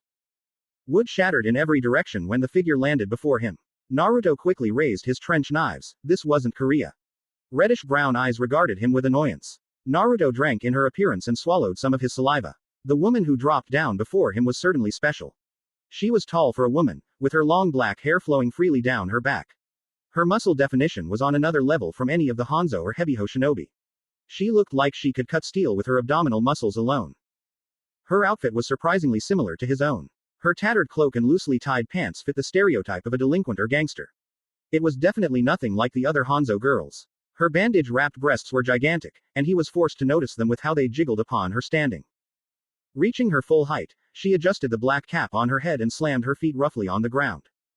Not only are you a traitor, but you're an evil shinobi from Hebiho. The woman's voice was deep as she accused him. Who the hell are you? Naruto already hated the way she looked at him. He knew when he was being underestimated, and from her stare, she thought he was worth less than dirt. You're here for the scroll, aren't you? She asked him plainly. Don't tell me you thought it would be easy to walk in here and grab it. You know where it is then. He clenched his hands, feeling his mother's gift in his grip. No. Her quick answer threw him off. The scroll may not even be here. I doubt that. Where's Korea? Naruto had his own grudge against the man. That's none of your concern. All that you should be worried about is being captured and interrogated. You made a big mistake in attacking Hanzo Academy. The woman raised her fists calmly. From her appearance, she's more intimidating than any of those girls on your team. Kurama wasn't wrong. This lady looked like a monster. I'll never take anybody lightly again, not after Hotaru. That bastard got too many hits in. I won't allow her to get to the others. Good. See, I like it when you use your head. If you need my chakra, you know what to do. Naruto also had that summoning scroll, but there was no way that they wouldn't destroy the entire academy if the Kyuubi came out to fight. While I never cared to remember your name, I did notice how you toyed with the emotions of those girls. You're truly despicable, just like all evil shinobi. Naruto leveled a glare on her. She spoke like he was actual trash. Maybe he was for betraying the Hanzo girls, but he had no choice. Big talk from an old lady. You're definitely not a teacher. What did you get held back for 20 years? His insult made her eyes narrow. I am known as the legendary senior of this academy. You are nothing, boy. She took offense to being called old. You couldn't graduate. How sad. Katsuragi and Ikaruga are going to get out of here before you. Naruto attempted to rile her up. HMPH. Enough. It is pointless to talk further. Her presence alone would have suffocated weaker shinobi. Can I at least get the name of the woman who never graduated? His smirk irritated her. Daidoji. You won't be able to insult me when you're being interrogated for days on end. She finally revealed her name. Daidoji. Huh. Naruto tensed his body considerably. Since you never bothered to remember my name, I'll drill it into your head. Daidoji was surprised when Naruto reached her in less than a second. The boy was fast, extremely so. His blades sought her body out with precision. He's definitely been training for years. So he was a cut above the rest. That still wouldn't help him against her. Slipping right between the swipes, she jabbed her fist towards his chest. Naruto, expecting the counter, slid to the left of her stationary position and extended his own fist. Fool. A sandal-covered foot kicked him in the chin, making him blink from the brain-rattling attack. An open palm met with his upper body and sent him flying back towards the entrance of the gym. Skidding to a halt, he recovered quickly. Spitting out a little bit of blood, he was surprised by the strength behind her attack. He's been hit by Homura and Yomi at the same time, and their strength paled in comparison to Daidoji. Come, she told him simply, raising her hand to him. Hee. He chuckled and placed his trench knives back on his loose belt. Considering she only used her fists from what he could tell, Daidoji knew how to get around bladed weapons. She definitely had experience in combat. That was fine. He had way more to work with than some trench knives, even if he cherished them. Giving up already? Daidoji taunted him, wanting to crush the traitor before her. You wish. His hands formed a strange shape, and Daidoji's vision was assaulted with clouds of smoke. It dissipated after a couple of seconds, leaving her to stare at a massive crowd. Clones. Korea mentioned this. Daidoji didn't have a lot of intel to go off of. Apparently the boy refused to reveal his true power to Korea. Now she understood why. Hey, Daidoji, I don't know if you're one of those shinobi who follow the whole one-on-one fight rule. Naruto's whisker-marked cheeks pulled up with his smile. But I don't give a shit. The amount of clones he summoned was ridiculous to her, she's never seen a technique like this. Some shinobi utilized illusions that created duplicates, but never to this extent. These were real. Her muscled body went to work as clone after clone rushed her down. They were relentless, kicking off each other, using some as springboards, and even spitting out pressurized wind. He's not an ordinary shinobi. Her eyes hardened with each attack she dodged. The pure amount of clones ensured that some would reach her, though luckily her muscled body ate the hits. Daidoji grew tired quickly of the clones. No matter how many she smacked and caused to pop, the infuriating boy sat in the back to create more. Feeling energy course through her body, she leapt high into the air. Right as she was about to fall back down into the pile of clones, she kicked her legs out. Orange energy poured off her legs in the shape of the claws of a tiger, surprising Naruto and his clones. Whatever clone was in her way when she landed was destroyed. She pummeled everything in her path, yet the clones kept coming. Growling slightly, she knew she had to stop this annoying technique from the source. She barreled towards the original, knocking clones out of the way. Her body was far from normal to shrug off attacks from him. Smoke suddenly clouded her eyes right as she was about to reach him, but that didn't deter Daidoji. Naruto dropped his favorite hand sign right as she got into his personal space. Boy, she yelled while reaching for his face with an open palm. Naruto slapped the hand away and brought his knee up to catch her in the stomach. Daidoji reacted the same way, causing their knees to crack against each other. A trench knife fell to the ground with a clang. Daidoji paid it little attention, she went to elbow the traitor in the face. His expression was way too composed for her taste. Naruto whipped his head backwards to dodge, and he hurriedly put distance between them when she tried the same trick as before with her leg. Standing across from her, Naruto felt a tiny amount of pain shoot through his kneecap. Even her knees were deadly. What a crazy lady. Your knife. Wait. Kurama paused and chuckled when realizing Naruto had a plan. This was the Naruto that Kurama liked to see. The one who created strategies on the fly. He felt awful over betraying the Hanzo girls, but he didn't go off the deep end like in his fight with Hotaru. Are you finished? Just clones and some hand-to-hand combat. Disappointing. Daidoji wiped the sweat from her forehead. This boy was making her put in effort. Hey, would you mind giving me my weapon back? Naruto pointed at the discarded trench knife. Daidoji glanced at it before glaring deeply into his eyes. You don't give an opponent their weapons back in a fight. Surely you know this, evil shinobi. Naruto laughed. That's not my name, Yano. The trench knife at her feet exploded in a cloud of smoke. Daidoji tried to step back before a foot met with her jaw. You. Her bleary eyes snapped open as more popping sounds filled the gymnasium. Zoo. Two separate pairs of feet kicked her into the air even further, making her wince at the sensation. This boy. M.A. Daidoji's abdominal muscles couldn't save her from the chakra-enhanced kicks. She felt her breath get taken away from her for a second. He. The last blow left her staring at the bright overhead lights of the gym. A lone figure appeared above her, his heel angling down and his eyes glowing red. Naruto Renden. The blow connected with her temple and Daidoji was sent directly towards the unforgiving floor. The cap she wore on her head was lost with the brutal attack. I'm not finished yet. The dust that kicked up from her crash into the ruined gym floor began to rise. Something was pulling it towards the ceiling. Rasengan. In a nosedive towards her prone body, Naruto attempted to grind a red-tinted sphere into the downed woman. At the very last possible second, Daidoji rolled out of the way, causing a loud explosion to ring out throughout the building. Huffing with blood dripping down her forehead, Daidoji fell to her knees and glared at the boy. His technique drilled a massive hole into the floor, and while a shinobi Kekai was supposed to limit the amount of damage to an area, his attacks seemingly negated that. Korea's team doesn't stand a chance against him. For a moment, the appearance of Naruto shifted before her. Instead of the blonde evil shinobi, a purple-haired woman took his place. She was the only other person to push Daidoji this far. If I can't defeat this boy, how could I ever defeat her? Rin. Daidoji dug her fingers into her knees, feeling disappointed with herself. Naruto stared down at the woman, and he half expected her to give up. No, this isn't over. Standing with newfound strength, Daidoji folded her arms in front of her massive chest. You can still move, he asked her, unperturbed by her stance. Ha! Throwing her arms out, Daidoji screamed and her clothes burst off her form. Naruto and Kurama were stunned at the bold move. She was stripping. I don't understand this world anymore. She's definitely bigger than Hikage. Really? That's the first thing that stood out to you. Naruto's formerly glazed eyes focused when he heard a noise that was akin to cracking a whip. What? Boy, Daidoji was in front of him faster than he could react. A fist that could have shattered the ground slammed into him and sent him spiraling to the opposite side of the gym. His shirt practically exploded off his body, and his body broke through the walls like they were made of paper. He never noticed his locket break off his neck. Landing in the boys' locker room, Naruto stared up at the pipe that his head just happened to crash into. Water spilled out and drenched him, effectively snapping him out of his daze. Blood trickled down from his own forehead, causing him to blink as it got into his eyes. What the fuck? It's been a long time since I've seen you get sent flying like that. Daidoji was by far the strongest person he's fought in his new life. She was able to take on hordes of clones, survive chakra-enhanced kicks, and she still had more in her. Hotaru and his illusions couldn't hold a candle to her. Kurama. I'm on it. He needed some of that good stuff, and by good stuff, he meant Kurama's chakra. Meanwhile, Daidoji sucked her teeth as she stared at her shaking fist. That wasn't enough, she knew it. What she did was a technique that shinobi utilized as a last resort of sorts.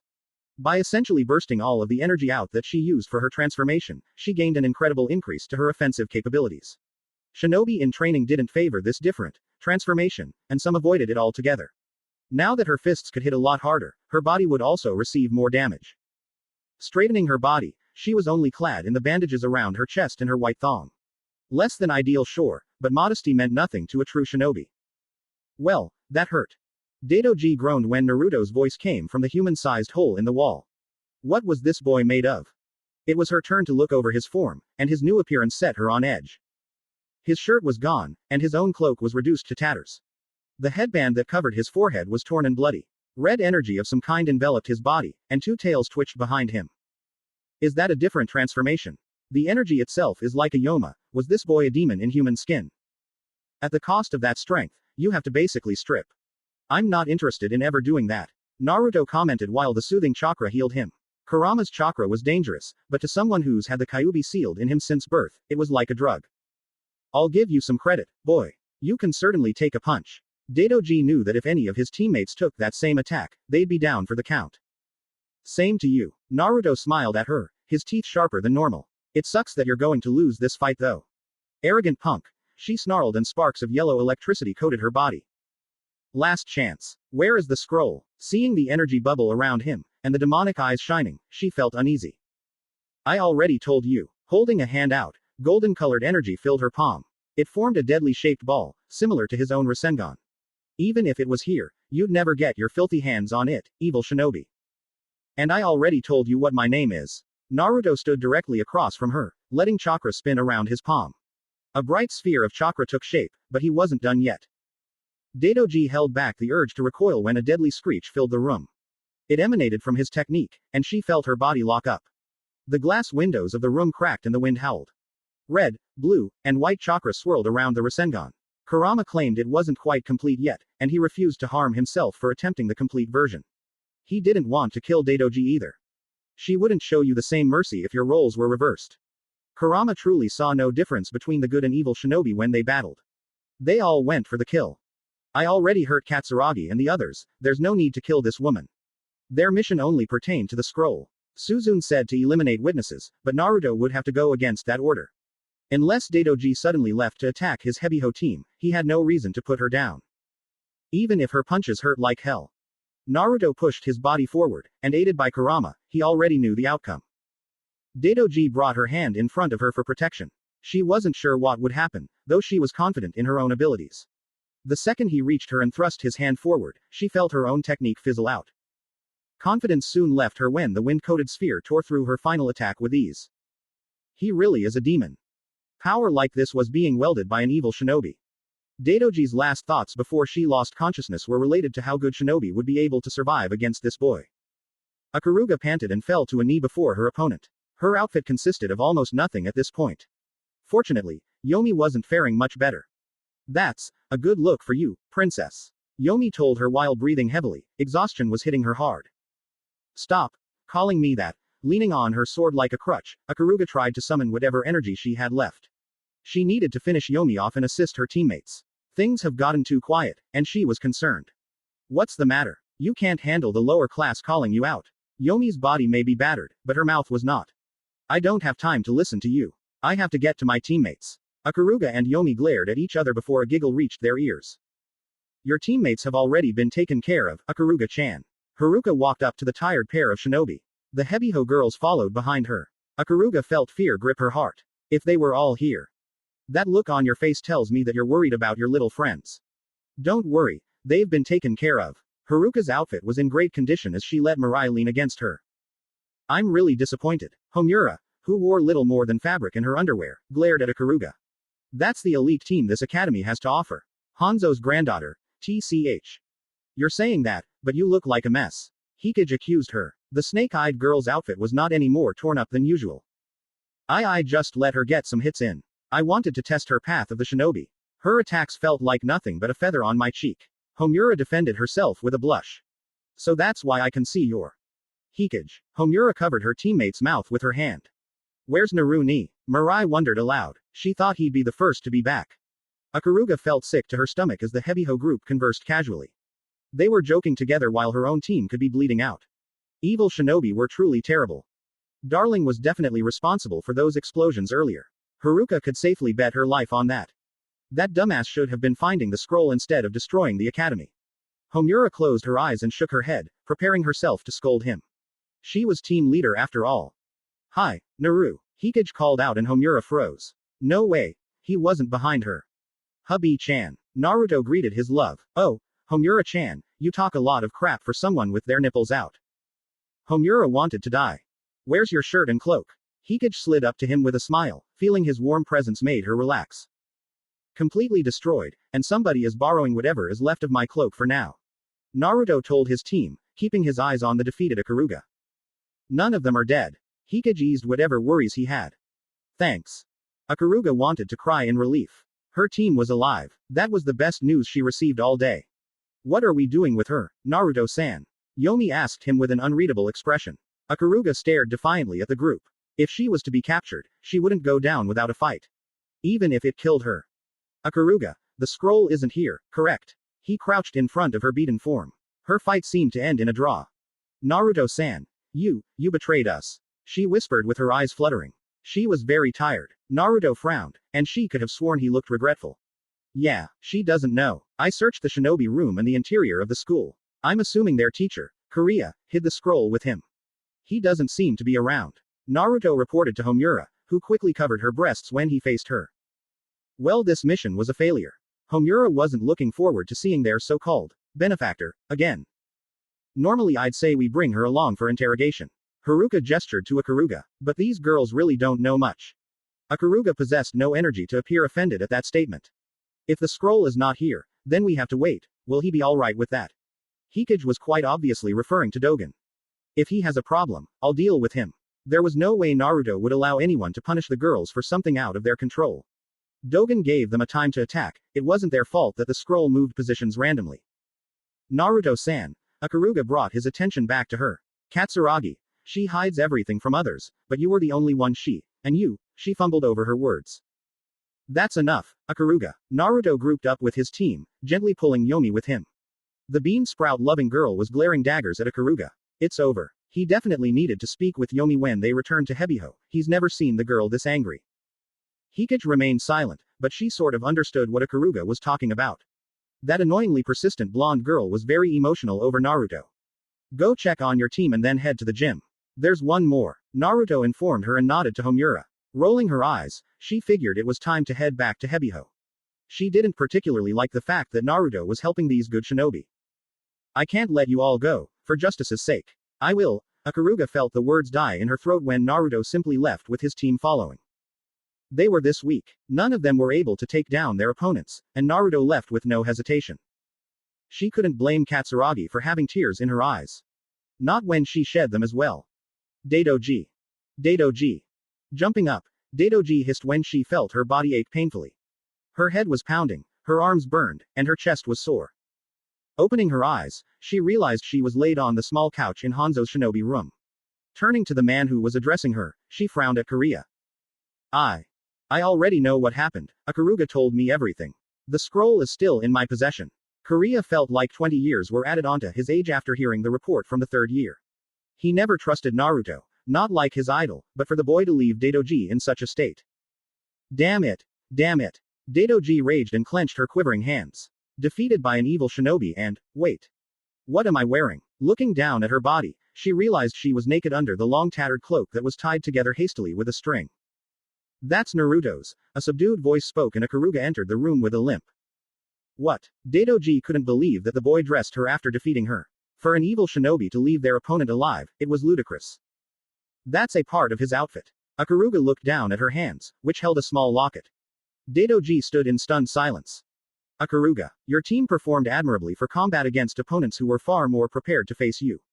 Do not beat yourselves up too hard for the loss. Korea was glad that his students survived. He wasn't sure if he could handle losing another one, not after Rin. Yes. Ikaruga bowed her head, the praise simply washed over her. She didn't want praise. Her team was betrayed, beaten, and spared in the same day. She's never felt weaker. Are the others alright? Daidoji asked the younger girl. Why? No. She couldn't lie to her superiors. While there are no life-threatening injuries, Katsuragi has yet to wake up. The others are also very quiet. Ikaruga's own injuries at the hands of Yomi were going to take some time to heal. That's a shame. A new voice alerted the group, and Korea instantly bowed his head.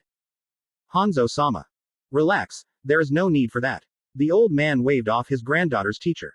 He merely sat on the couch after entering the room calmly. Ikaruga-chan, be a dear and bring the girls to this room after they get some rest. I have to talk with you all. Why yes, Hanzo-sama.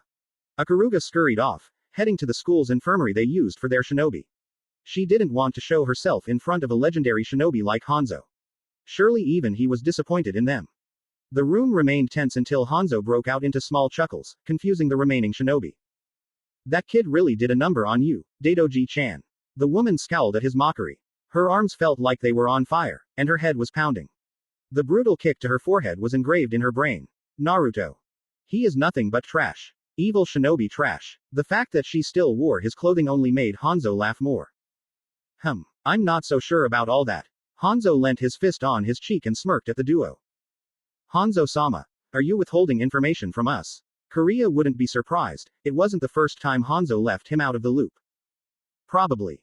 Hanzo was certainly a strange fellow.